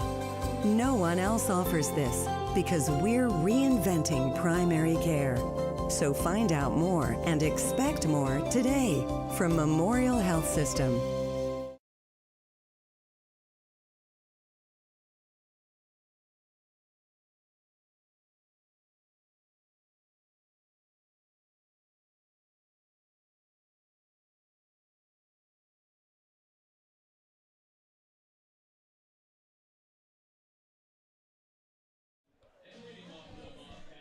Now, for the bottom half of the 5th inning, we are back here at Bob Wren Stadium, and it's Xavier Hendiges, the last hitter in the order, the 9th hitter who gets set up to come to the plate. Hendiges is 0 for 1 with a strikeout in this game. As the pitcher sets up, it's Matt Duffy still out there on the mound for the Canisius Golden Griffins as he sends this first pitch into Hendiges, who takes it, and it is low and a ball 1. For the Golden Griffins, Matt Duffy has now gone through 4 complete innings of play, given up 4 runs and thrown 60 pitches, as that was his 62nd pitch right there. A grounder to short. Kenny Dodson throws it on to first, and it's picked real nice there by Sharenza. Dodson fielded that ball and had to rush it a little bit to first, and it ended up low, but Sharenza was able to pick it right out of the dirt and get the leadoff hitter for the Bobcats in this 5th inning out as we flip back to the top of the lineup. And Isaiah Peterson gets ready, walks up into the left-handed batter's box. Peterson in this game, he's 2 for 2. He has a double and a single, and he scored a run in this game. He scored the first run of the ball game as Matt Duffy sends the first pitch into him. He swings at it, sends it deep into right field, and it's right there for the right fielder who makes that play. That is Dylan Vincent in right field, who on the first pitch gets Isaiah Peterson out as he is swinging and sends it out to right field, and that is 2 outs now in the bottom of the 5th inning for the Bobcats, who are looking to answer the 2-run top of the 5th inning from the Canisius Golden Griffins, as they are now down 6-4. And A.J. Roush, now in his third at-bat, he's 0 for 1. He had a sac bunt in his first at-bat that moved Isaiah Peterson from second to third, and then grounded out in his second at-bat as he takes that first pitch in there for a strike. With 2 outs now and the bases empty in the 5th inning, A.J. Roush will look to get this inning started for the Bobcats as he takes the second pitch in there, and it crosses up. It looks like the catcher, Mike Mazzara, who ended up on the ground and got hit by that one. So the umpire will give him a little bit of time, walk the ball out to the pitcher, Matt Duffy, so that Mike Mazzara has time to recover from getting hit from that ball. A.J. Roush, standing right outside of the box, gets ready to see this third pitch in a 1-1 count. As the umpire actually just said it was an 0-2 count, that second pitch was a strike. So in an 0-2 count, A.J. Roush reaching for that one, lines it just down the first base side, and it gets foul. I'm not sure if Matt Duffy wanted that one to go foul or was trying to make a play on it. Either way, he didn't quite pick it up in time, and it rolled just off the foul line on the first base side, and A.J. Roush will walk back and get ready for the next pitch in an 0-2 count.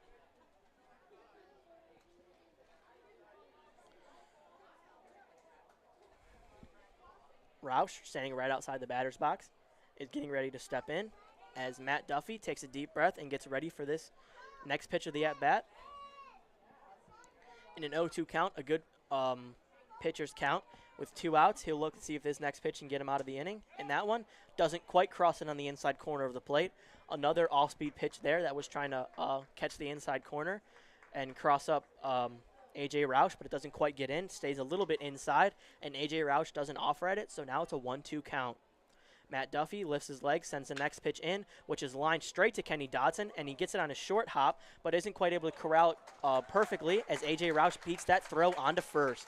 Now, A.J. Roush, see if he can get this inning started for one of the better players on this Ohio team, Colin Kasperbauer, who's hitting nearly 400 on the season and is one of the leaders in the MAC for average.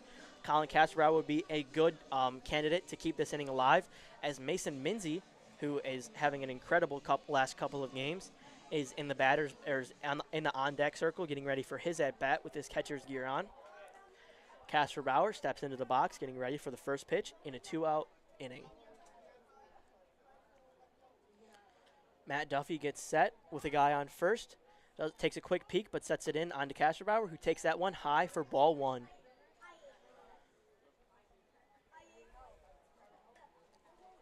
A.J. Roush gets another lead off of first base as Matt Duffy takes a quick peek at him, gets set at the belt, and is ready to send this second pitch in as it is on for a strike there to Colin Kasperbauer, who is now in a 1-1 count. The Bobcats are down 2. We'll see if Kasperbauer can keep this inning alive and see if we can get a couple of runs there for Minzy.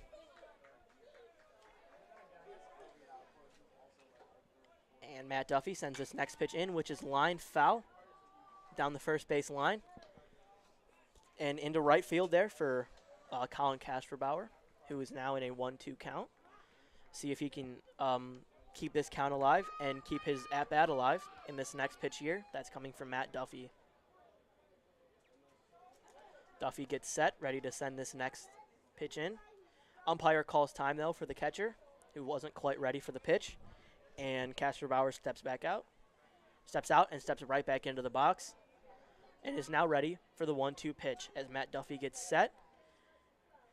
And he lifts the leg and sends this pitch in. That is a strike there on Kasperbauer. Swing and a miss, down and inside. Kasperbauer will be retired on strikes, and we will head to the top of the 6th inning with Canisius up 6-4.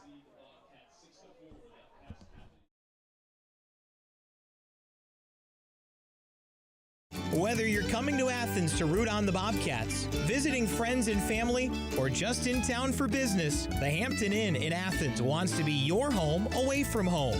With 86 sparkling rooms, complimentary high-speed internet, hot breakfast served each morning, and a spa and business center, you can expect a great night's stay with service that will bring you back. Visit us on the web at hamptoninn.com. That's hamptoninn.com. And go Bobcats! If you're traveling to a game, a weekend road trip, or just around town, you need to stop at Go-Mart. You'll find a Go-Mart open 24 hours a day right off the interstate or right off Main Street in your local community. You can refuel your ride with quality gasoline and also yourself with popular snacks, drinks, and more. We're making it easy to keep up with your busy schedule by keeping you on the go. Go-Mart is the proud sponsor of Ohio Bobcat football. Go for good time. Go for Go Mark.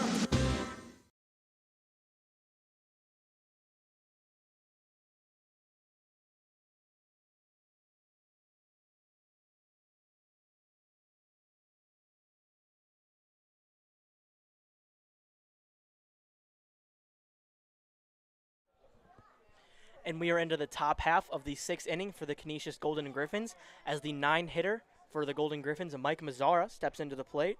It's still Braxton Kelly on the mound, who only threw 17 pitches in his first inning of work.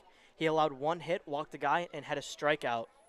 He's ready to face his 4th batter as he sends this pitch in. It's just up and outside for a strike. And that was a swinging strike there from Mazzara, who's now down in the count 0-1.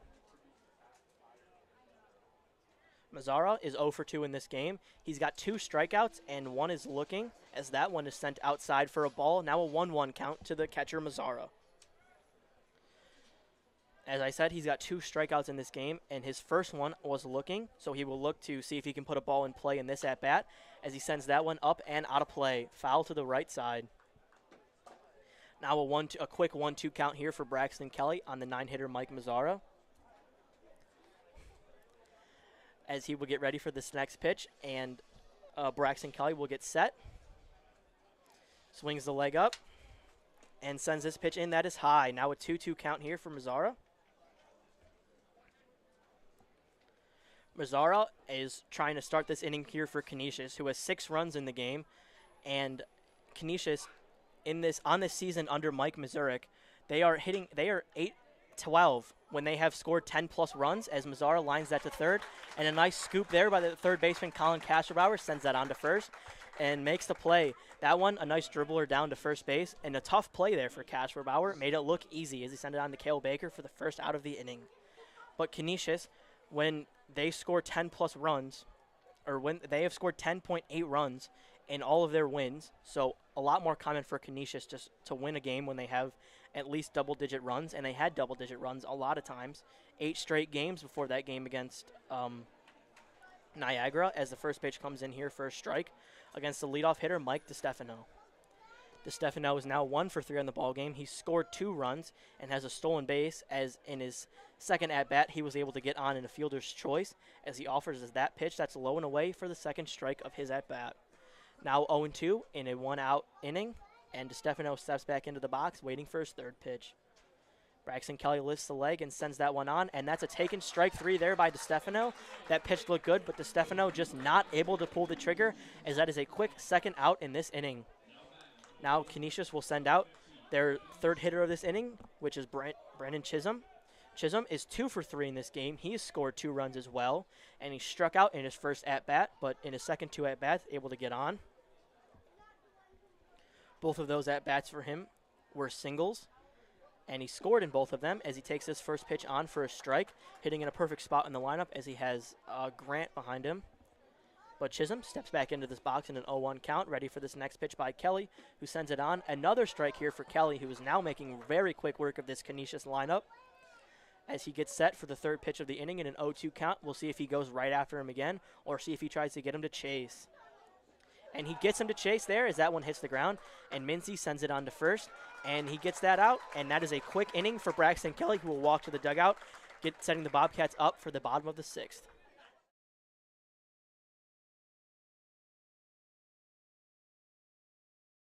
Voice of the Bobcats, Russ Eisenstein, on behalf of David White Services, the largest heating and cooling dealer in Southeast Ohio. They've been the choice of thousands for over 45 years.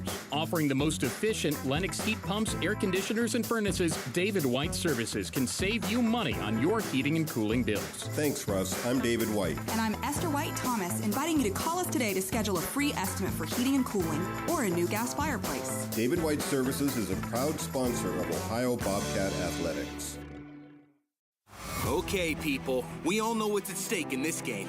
Zoe, what's at stake? Our futures. Our futures. And is anything gonna keep us from achieving our goal? No way. Because what do we have? The plan. Ohio's 529 plan. Because in this family, how do we play the college savings game? Tax-free. And where do we play it? I don't know, Daddy. That's okay, Pumpkin.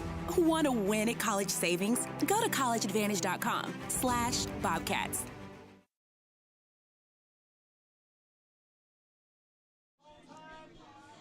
And we are in the bottom of the 6th inning here as Canisius sends back out their same pitcher, Matt Duffy again, who has, through 5 complete innings, thrown 74 pitches. So he's starting to get up there in pitches. He's still just allowed 4 runs, 6 hits, and 6 strikeouts here as Mason Minzy, the hottest hitter on the Ohio Bobcats team, is up to the plate. And he gets ready, takes a practice swing outside of the batter's box before stepping in here to face Matt Duffy for his next at-bat.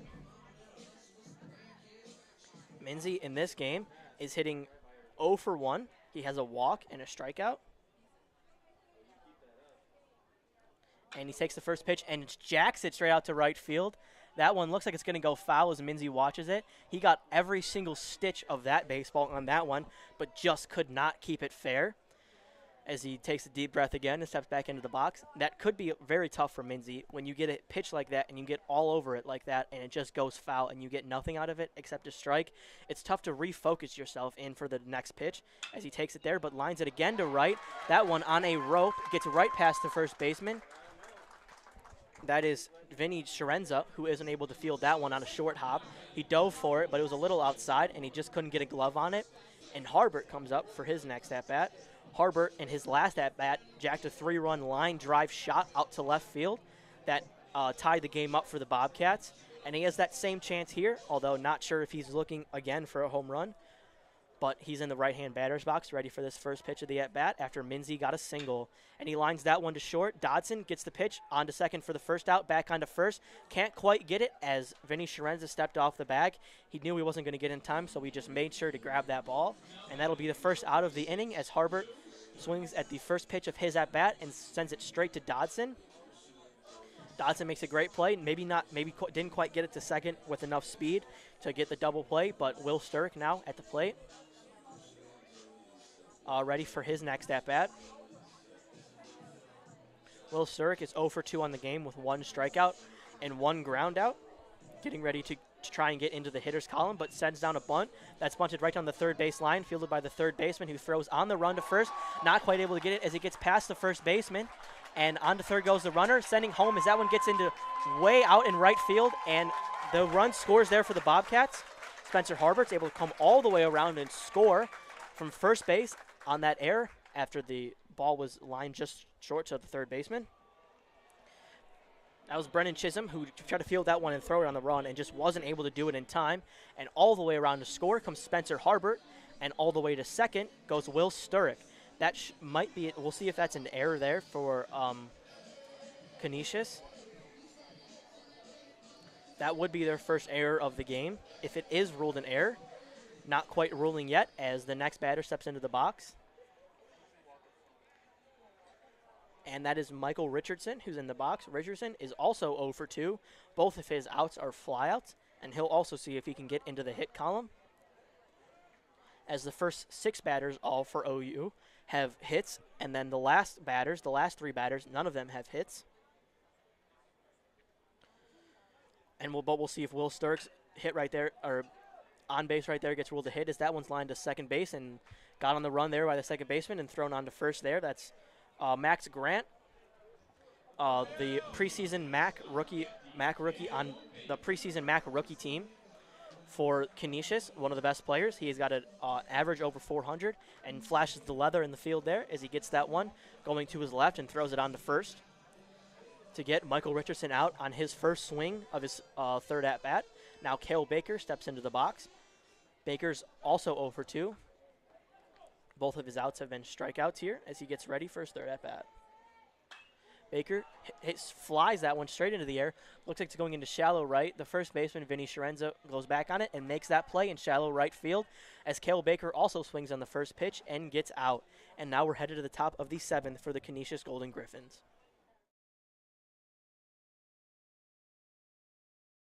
Get your ice cold Bud Light Seltzer here. Even though you can't go to the game, doesn't mean the game can't be brought to you now, hip. Just go to budlight.com/delivery. That's budlight.com/delivery. Give me 2 mangoes. Coming at you. It's a little short. Ow. Sorry. You know what? I'm just going to walk them over to you. Whenever there's a game to watch, there's a Bud Light there. Enjoy responsibly. Anheuser-Busch, Bud Light Beer, and Bud Light Seltzer, IRC Beer, beer in Texas, St. Louis, Missouri. Plan your next visit to stand up and cheer for your Ohio Bobcats in Athens County, Ohio. Visit AthensOhio.com, the best resource for where to eat, where to stay, where to shop, and where to play. Athens County is home to countless trails and outdoor activities. Enjoy mountain biking, kayaking, rock climbing, and hiking. Find your own adventure. Cruise the Hockhocking Adena Bikeway. Mountain bike the Bailey's Trail System. Hike trails less traveled at Stroud's Run State Park. Or ride 9 thrilling motorcycle routes on Ohio's Windy 9. We can't wait to see you in Athens County, Ohio.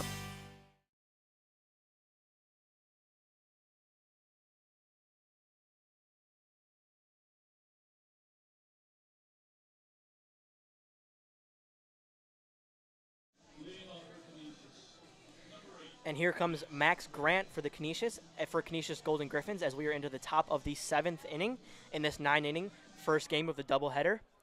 And it's still Braxton Kelly on the mound. He's thrown 28 pitches now. A reliever getting up toward 30 pitches. We'll see how much longer of a leash he has, facing his now 9th hitter as he sends the first pitch in. And that's high and inside to Max Grant. Brushes him off the plate a little bit right there as he steps out of the box and gets ready for the second pitch of a 1-0 at bat.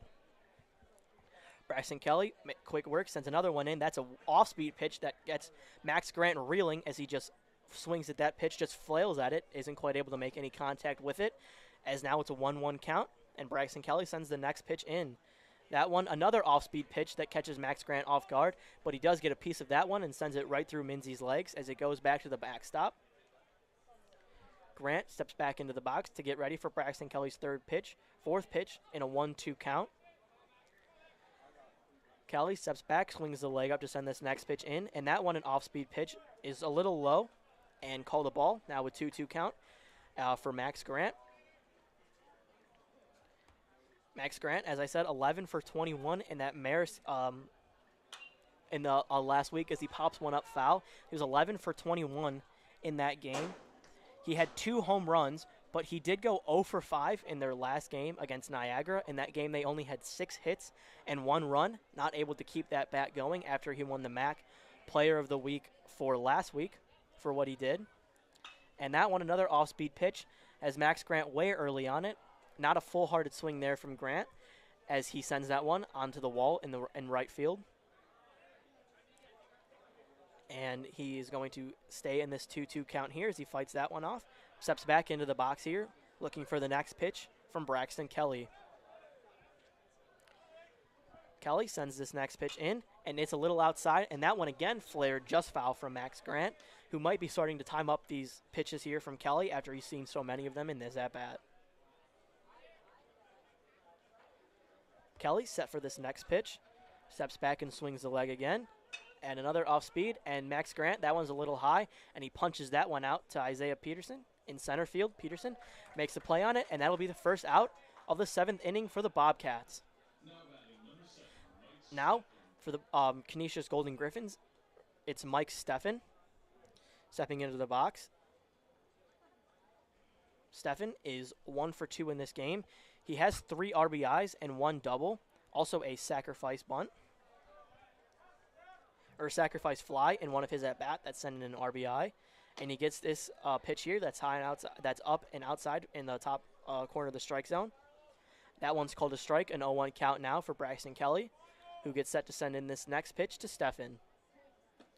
That one's just to the right-handed batter's box there, as that one will get called a ball. And now even count at 1-1. Steffen ready for the next pitch. Takes it, and it is up high and inside for ball 2. 2-1 count here for Braxton Kelly, who has been looking good so far in this game. Through two and a third inning, sends this next pitch in. That is a strike, now a 2-2 count again for Braxton Kelly, who has now thrown 36 pitches in this ball game and is facing his 10th hitter of the game, only allowing 1 hit so far, but has 3 strikeouts. That one, just low. Mason Minzy able to corral it there, and that will be ball 3. Now a full count here for Braxton Kelly, who wasn't getting into too many high counts in his last couple of innings of work, but these last 2 batters have made him work a little bit more than usual. And that one's popped up, might get out of play as they get down there, and it does just quite get out of play as the third baseman, Colin Kasperbauer, isn't able to get to it, and collected out there by Finn and given to Casper Bauer. So still a full count, and as I said, Braxton Kelly now having to work in these last couple of at-bats from Max Grant and Mike Steffen. Steffen steps back into the box, and it looks like Kelly's ready to throw on this payoff pitch in a 3-2 count. He does. That one early for Steffen and fouled off to the right side again. That was a little up high, but an off-speed pitch again from Kelly, and Steffen not able to wait back on it. Blasts it foul, and almost out of play to the right side.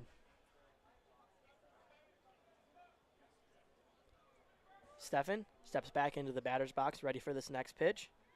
That one bounces in, but Mason Minzy is able to corral it, but that will walk Mike Steffen.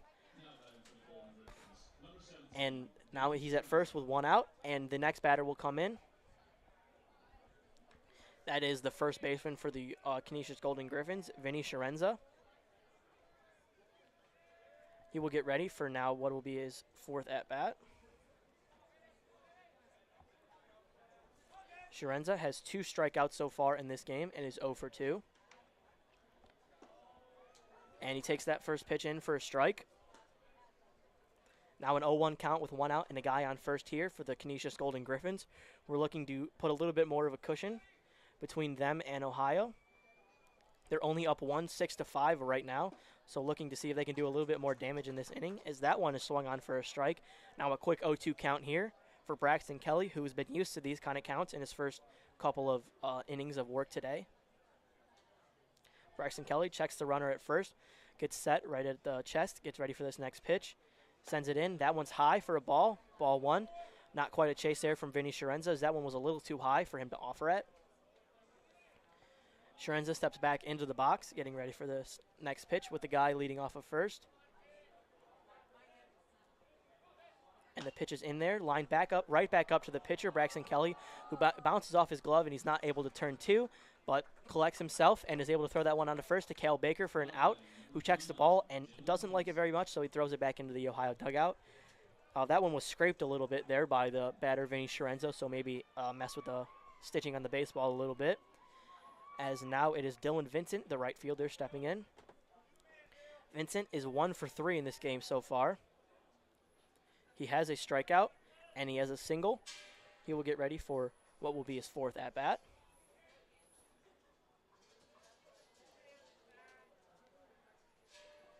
And Braxton Kelly from the stretch with a guy on second in scoring position, but 2 outs in this inning. We'll send this first pitch on to Dylan Vincent, who swings down low for that one, but dribbles it foul on the right side. Dylan Vincent shaking his head after swinging at that first pitch low. Tough way to start your at-bat when you get a pitch that should be a ball, but you offer at it. Maybe a little bit aggressive because Braxton Kelly has gone after hitters so far in this game, getting a lot of 0-2 counts. So Dylan Vincent maybe came up with the mindset of swinging on the first pitch to see if he could do something to Braxton Kelly early in the at-bat. Takes that next pitch in for a ball. Now a 1-1 count.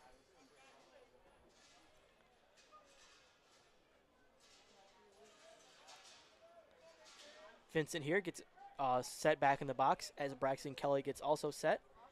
Ready to lift the leg up and send that one in. That's lined just over the second baseman's head. As for the Canisius Golden Griffins, a guy will come around and score.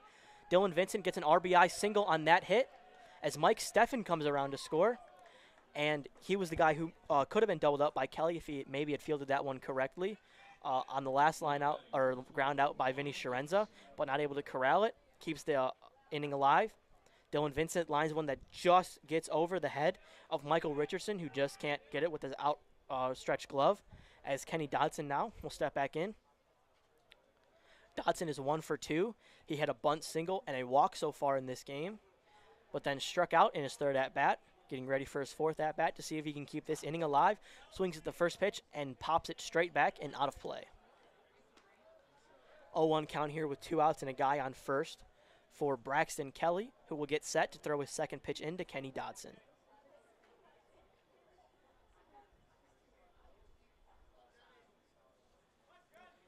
Kelly gets set, checks the runner at first, steps back and throws one over to first. A little bit of pickoff move to keep the guy at first. Not quite close, and Cale Baker wasn't ready to lay the tag down, so just trying to keep that runner at first close to first so that he doesn't steal with 2 outs in this inning. Kelly sends that one in. It's popped straight up to the second baseman, Michael Richardson. Gets a chance at that one, but it gets over his head. Not quite able to make the catch. A tough play in the infield when you have to run in and go back out. Michael Richardson not quite able to get back out to that one as it drops right behind him, and that's another error for the Bobcats. That's their second error of the game. And Kenny Dodson, for the 3rd time in 4 at-bats, will get on base, and Kenny has not sent a ball out of the infield yet on the day. An error, a bunt, and a walk is what got Dodson on base so far in this game, as the next hitter, Carlin Dick, will step up into the plate. He's 0 for 2 in the ballgame with the strikeout looking, and he was hit by a pitch in his first at-bat as he takes that first pitch in. Braxton Kelly, who would like to be out of this inning right now, in a 1-0 count, ready to send this next pitch in to Carlin Dick, who lines that one again to Michael Richardson, who fields that one, makes the play on to Cale Baker for the 3rd out of the inning. And after missing that pop fly in the last at-bat, Richardson makes up for it and sends the Bobcats to the bottom of the 7th.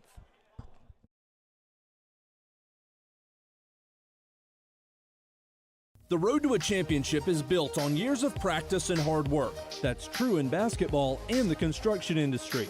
The apprenticeship and upgrade training programs provided by the Athens Area Union Building Trades produces the workforce with the most modern skills and cutting-edge knowledge in the industry. The key to success to the Bobcats on the floor is the same as your choice on the work site. The winning move is working with members of the Athens Area Union Building Trades, proud sponsor of Ohio University basketball. At People's Bank, our vision is to be the best community bank in America. We focus on building relationships with our clients and offering cutting-edge financial products. People's Bank is proud to support the local communities in which we work and live. This is Ashley Brown, People's Bank Vice President and Regional Manager, and we would love a chance to earn your business. People's Bank, working together, building success. Member FDIC, Equal Housing Lender.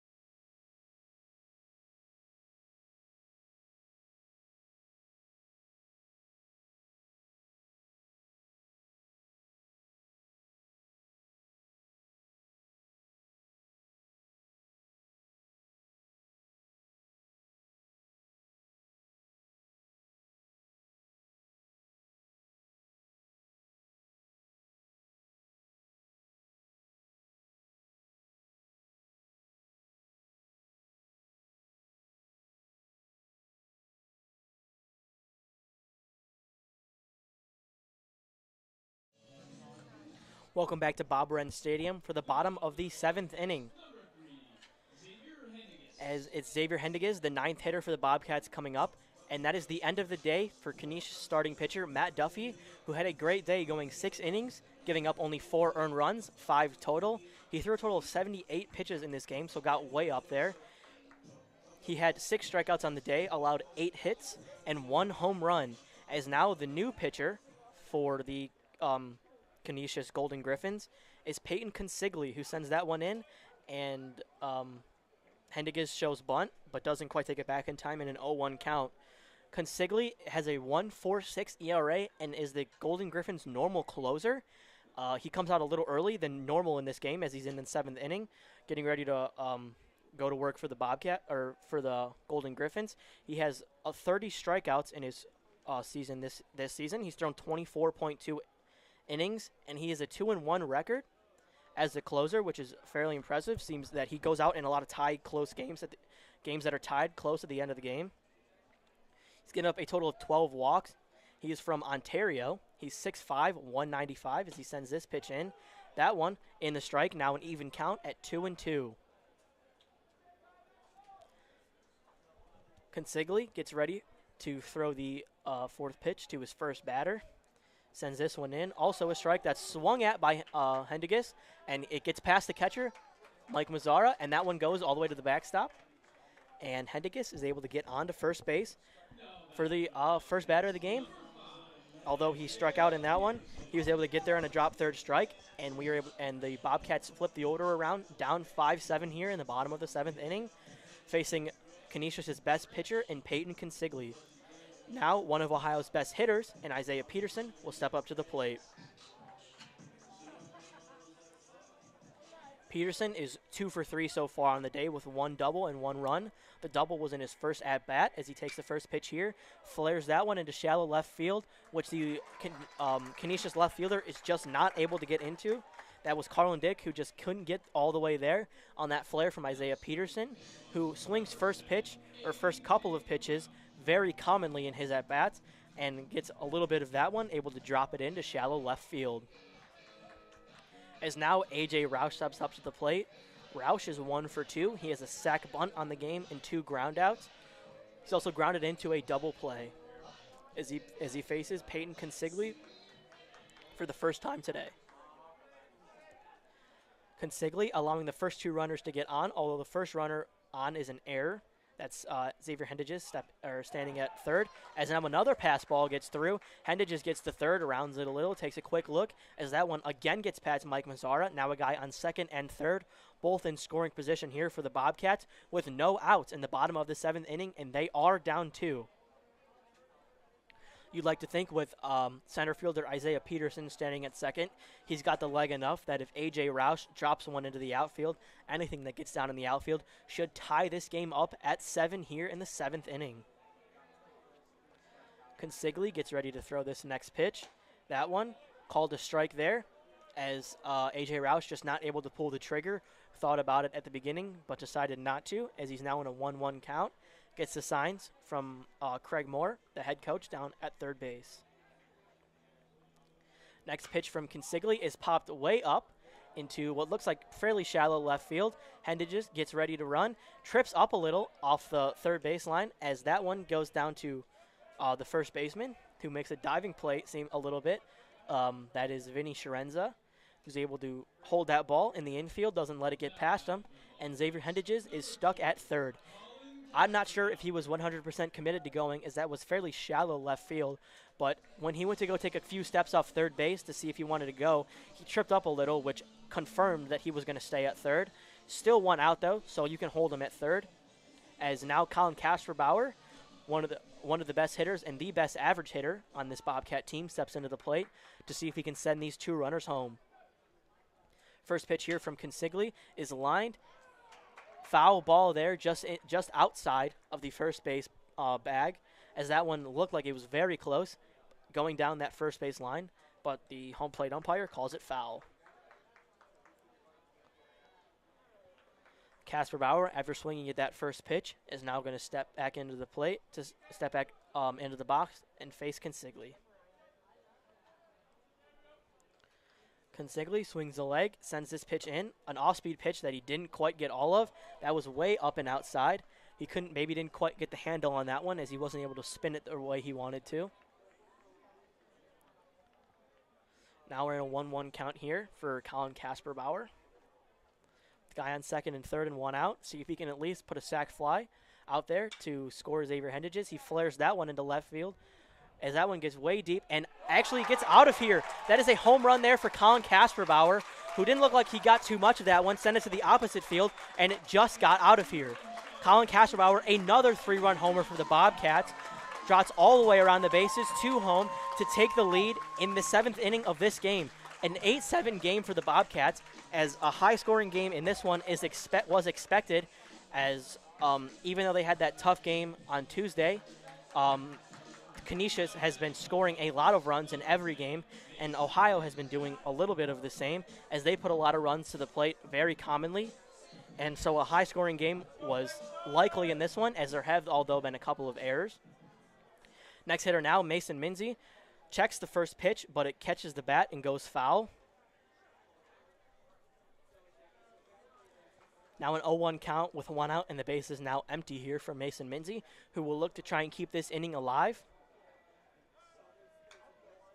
The Bobcats, as he lines that one straight back and foul, the Bobcats have now had 2 3-run homers in this game, which have accounted for 6 of their 8 runs and have put them in the lead, just up 1 on Canisius, as Mason Minzy will look to try and keep this inning alive to extend this lead. They are also out-hitting Canisius by 1 hit in this game as the pitch comes in. Checks the swing, and the third base umpire calls that a strike 3 for Mason Minzy. Minzy walks back to the dugout after striking out. He was 1 for 2, but after that K, he's now 1 for 3, and Spencer Harbert steps up. Speaking of the 3-run homers, Harbert had the first one, which he also lined out to left field, though he turned on that one to send 3 runs home. Was the first 3-run shot of the game, and that was 3 of the first 4 runs for the Bobcats. As Harbert swings at the first pitch, that one, an off-speed pitch a little outside from Consigli. That will be the first strike. Consigli, as I said, just a little bit over 1 ERA, near 1.5. He doesn't give up a lot of runs when he's out there, as that one swung on for a strike. But in this game, doesn't quite have the luck on the first pitch. On the first batter, as the drop third strike puts Hendiges on base, and then isn't able to retire the rest of the Bobcats until Colin Casperbauer shoots one into right field, as that one's popped up. That one into left field. Carlin Dick looks like he's under it, plays it right, and that's the third out of the inning, and a 3-run inning for the Bobcats that put them in the lead as we head to the Canisius Golden Griffins, top of the 8th.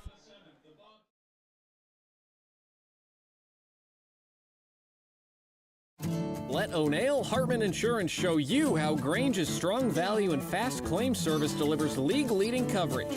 O'Neill Hartman Insurance will find you a Grange auto policy that balances competitive rates and responsive Grange claim service. O'Neill Hartman Insurance considers Grange their go-to company for their combination of great value and outstanding claim service. Call O'Neill Hartman at 740-797-4685 or visit them online at o'neillhartman.com. You expect world-class primary care from Memorial Health System. It's time to expect more, much more.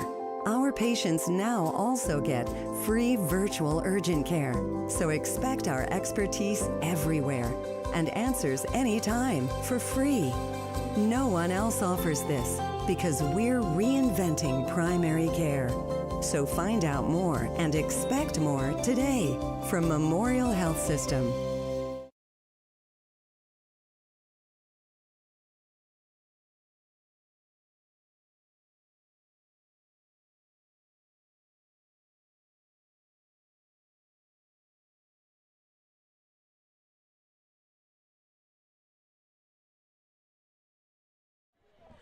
We are into the top of the 8th inning here for the Canisius Golden Griffins as their 9-hitter Mike Mazzara steps up to the plate.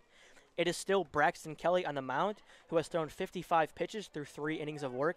His season high for innings pitched is 5 innings, so he's getting close there if he can finish this 8th inning for his 4th full inning of work. As that one outside gets past Mason Minzy for a ball. That is ball 1. And Braxton Kelly throws that next pitch in. That's rolled over by Mazzara, line to the shortstop, who makes the play. That's Hendiges, who scored in that last inning on that drop third strike. And now on the field, scoops that one up and makes the play onto Cale Baker on the second pitch as Braxton Kelly gets through that first hitter. Kelly will now be facing his 16th batter in the game. He has 3 strikeouts and only allowed 2 total hits. He's allowed 1 run. It was earned, as it is now for the Canisius Golden Griffins stepping into the plate. It's Mike DeStefano. DeStefano swings at that first pitch and grounds it foul as the umpire steps out. That one got a hold of Mason Minzy. Minzy bent over as the umpire again will walk all the way out to the pitcher's mound, or near the pitcher's mound. Meet Kelly halfway to give Mason Minzy time to recover from that. Umpire, a slow trot back, will clean off the base, or clean off home plate, as it looks like Craig Moore walked out to Minzy. That may have caught him maybe around the hand. Might be looking at his hand. The trainer comes out to look at Minzy. as the umpire stands around there, and Minzy, I think looking at his left arm maybe after getting caught by that last pitch. As Braxton Kelly will take a little bit of a trip around the mound.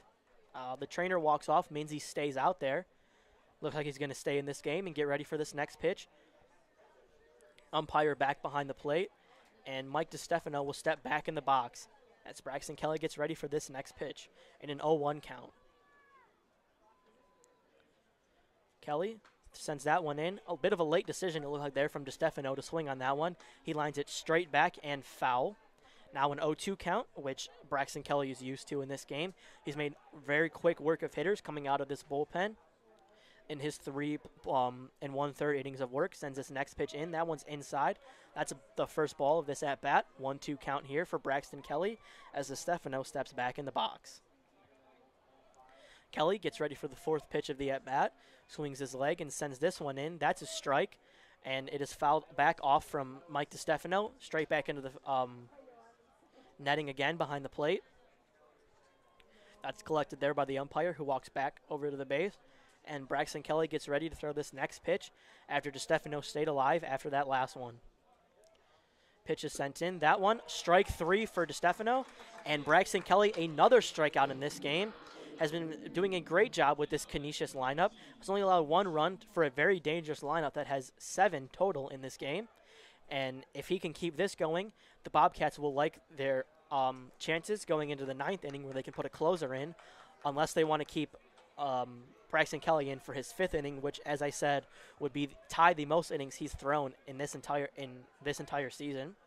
Sends the first pitch in there. That's called a strike on Canisius's second hitter, Brennan Chisholm. 2 for 4 on the game. He scored 2 runs. His other 2 at-bats were both strikeouts, as he swings and misses at that one as well. Back to that 0-2 count here for Braxton Kelly as he looks to get the 3rd strikeout on Chisholm. Chisholm, playing third base in this game, steps back into the box and gets ready for this 3rd pitch of the at-bat. With 2 outs in this game, he'll see if he can keep this inning alive. As that one comes in, he checked his swing, but he went way past the plate. That'll be the 3rd strike and strikeout Chisholm, and we are headed to the bottom of the 8th here for the Bobcats after quick work there by Braxton Kelly.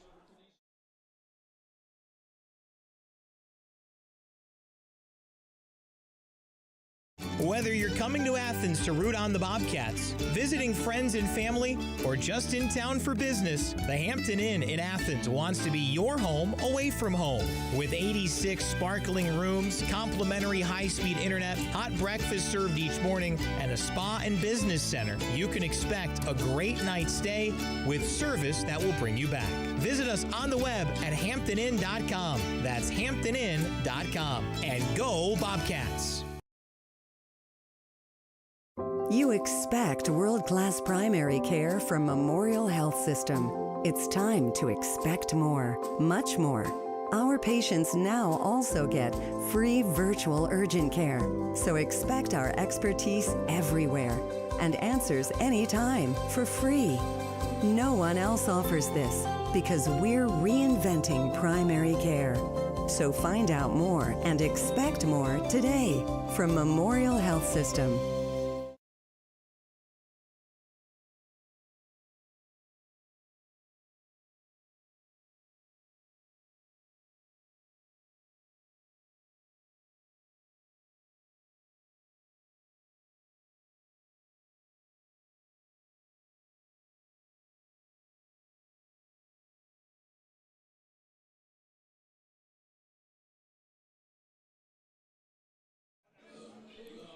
Now into this bottom of the 8th inning.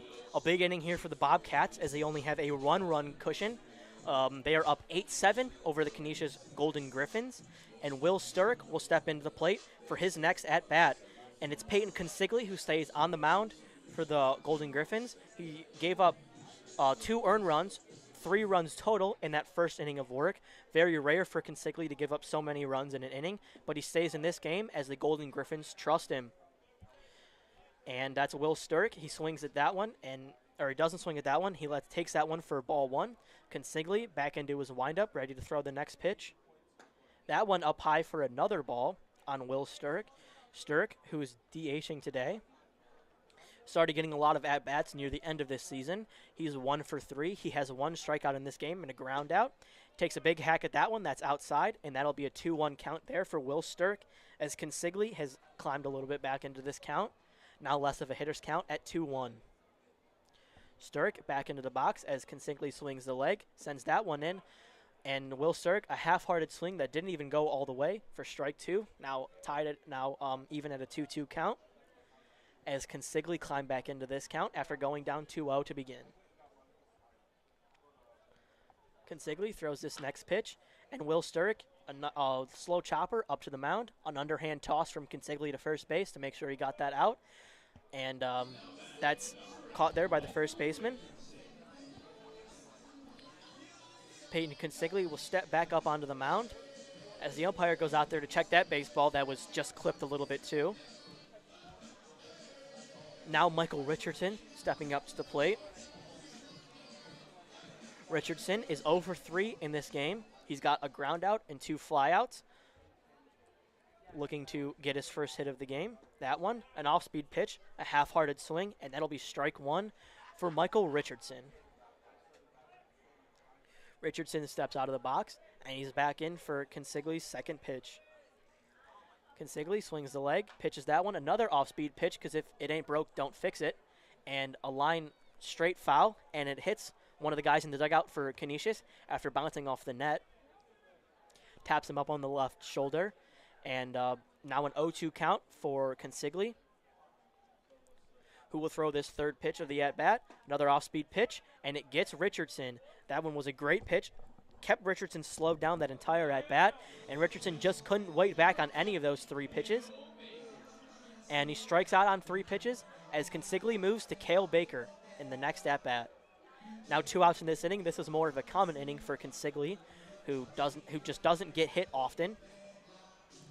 We'll get ready for Cale Baker, who is a sub-200 average guy for the Ohio Bobcats. And he will throw this first pitch in.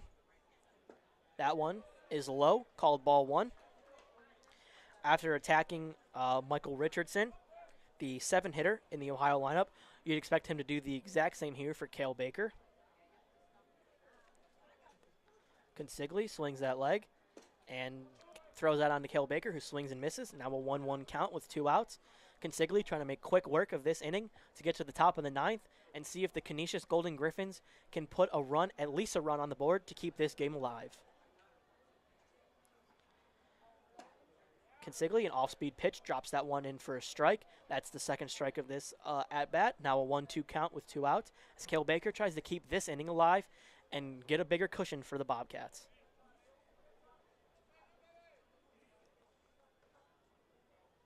That pitch, another off-speed, and Cale Baker whiffs at that one again. Strike 3 for Peyton Consigli, who comes back after a tough first inning and makes quick work for these Bobcats with 2 strikeouts and is heading to the top of the 9th now for the Golden Griffins.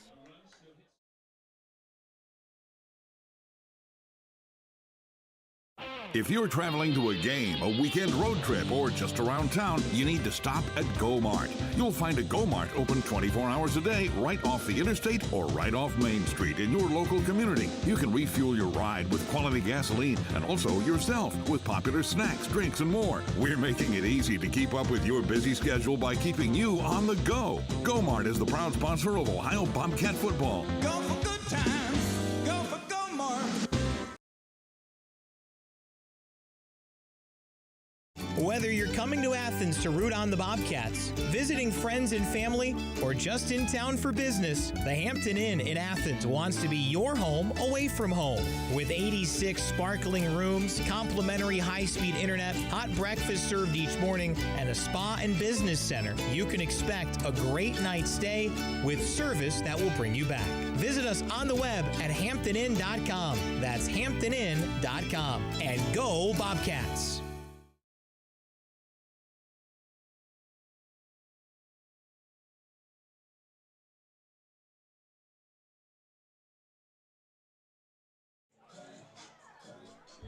We are into the top of the 9th inning as Ohio's normally starting pitcher, Eddie Cutt IV, steps onto the mound for the close in this game to see if he can add another stat to his already very long stat sheet. Eddie Cutt, he's thrown 50 pitches this inning. He has an ERA of 4.86. And he has 52 total strikeouts. As that first pitch goes in, it looks low for a ball. Eddie Cutt back on the mound to throw this next pitch. That one goes in, an off-speed pitch, and a strike there for Eddie Cutt. As for Canisius, it looks like that is Grant at the plate. Grant, that one looks like he got his foot on that one. He foul tipped that one, and it bounced off of his foot and hit his bat again. He bent down in a little bit of pain, but Max Grant stands back up and gets ready for this next pitch of the at-bat. Grant, if there is anybody for Canisius that you would want hitting in this situation against Eddie Cutt looking for a close, it would be Max Grant, although he flails at that one, and that's strike 3 in the first at-bat here in the save situation for Eddie Cutt. Max Grant is retired after going 2 for 4, now 2 for 5 total in this game. And Mike Steffen steps up to the plate, just 1 for 2. He has 3 RBIs. He's walked also and had a sacrifice fly that counted for an RBI. So only 2 official at-bats, as the first pitch there from Eddie Cutt's in for a strike. Eddie Cutt back on the mound, ready for this next pitch. Throws it in there. Another strike there. That gets Steffen swinging at that one. Now an 0-2 count in the 9th inning here for Eddie Cutt.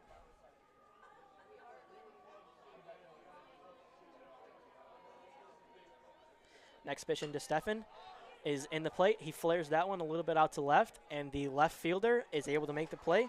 That is Spencer Harbert for the Bobcats, as Cutt makes quick work of the first 2 batters with a strikeout and a short fly out to left field. Now, the last hope for the Canisius Golden Griffins is Vinny Sciarenzo, the first baseman. He's 0 for 3 in this game with 2 strikeouts. One of them is looking. He's also grounded out. So if you're Canisius, this would be the perfect time for him to get his first hit of the game to keep this one alive, as the first pitch comes in and he fouls it backward. That's the first strike. Now in an 0-1 count, 2 outs here. He's got to keep this one alive or else this game's over, and the Bobcats will take it 8-7. Eddie Cutt swings the leg, sends the second pitch in. That's an off-speed pitch that drops in perfectly for a strike. Now another 0-2 count here for Cutt, who, in an uncommon role for him, normally a starter, is here on the save situation, and has made quick work of the first 2 hitters, showing his versatility coming out of the bullpen.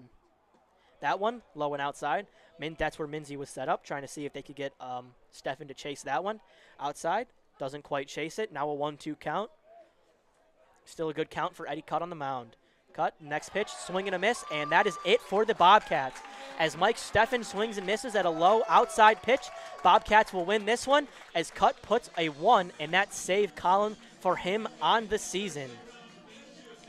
That was a game that was looking like it was going to be tough for the Bobcats as they made a couple of uglier errors. The Canisius Golden Griffins did the exact same thing, but 2 3-run home runs that were both blasted out into left field won them this game. For Ohio, the starting pitcher, who was Jacob Tate, he went 4 innings. He threw 87 pitches, gave up 2 earned runs, although 6 total runs because of those errors that I mentioned earlier. One of them was by him on a bunt. He had 7 strikeouts and 7 hits. And then for the Bobcats, Braxton Kelly came on in relief, and he threw 4 innings as well, almost his highest total of the season at 5. He had a great 4 innings, only giving up 1 earned run and 2 hits.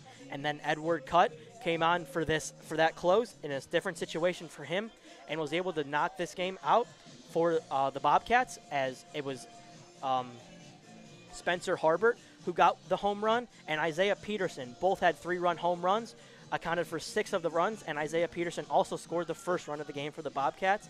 As we get ready for the second game of the doubleheader between the Bobcats and the Golden Griffins, we'll see you for Game 2.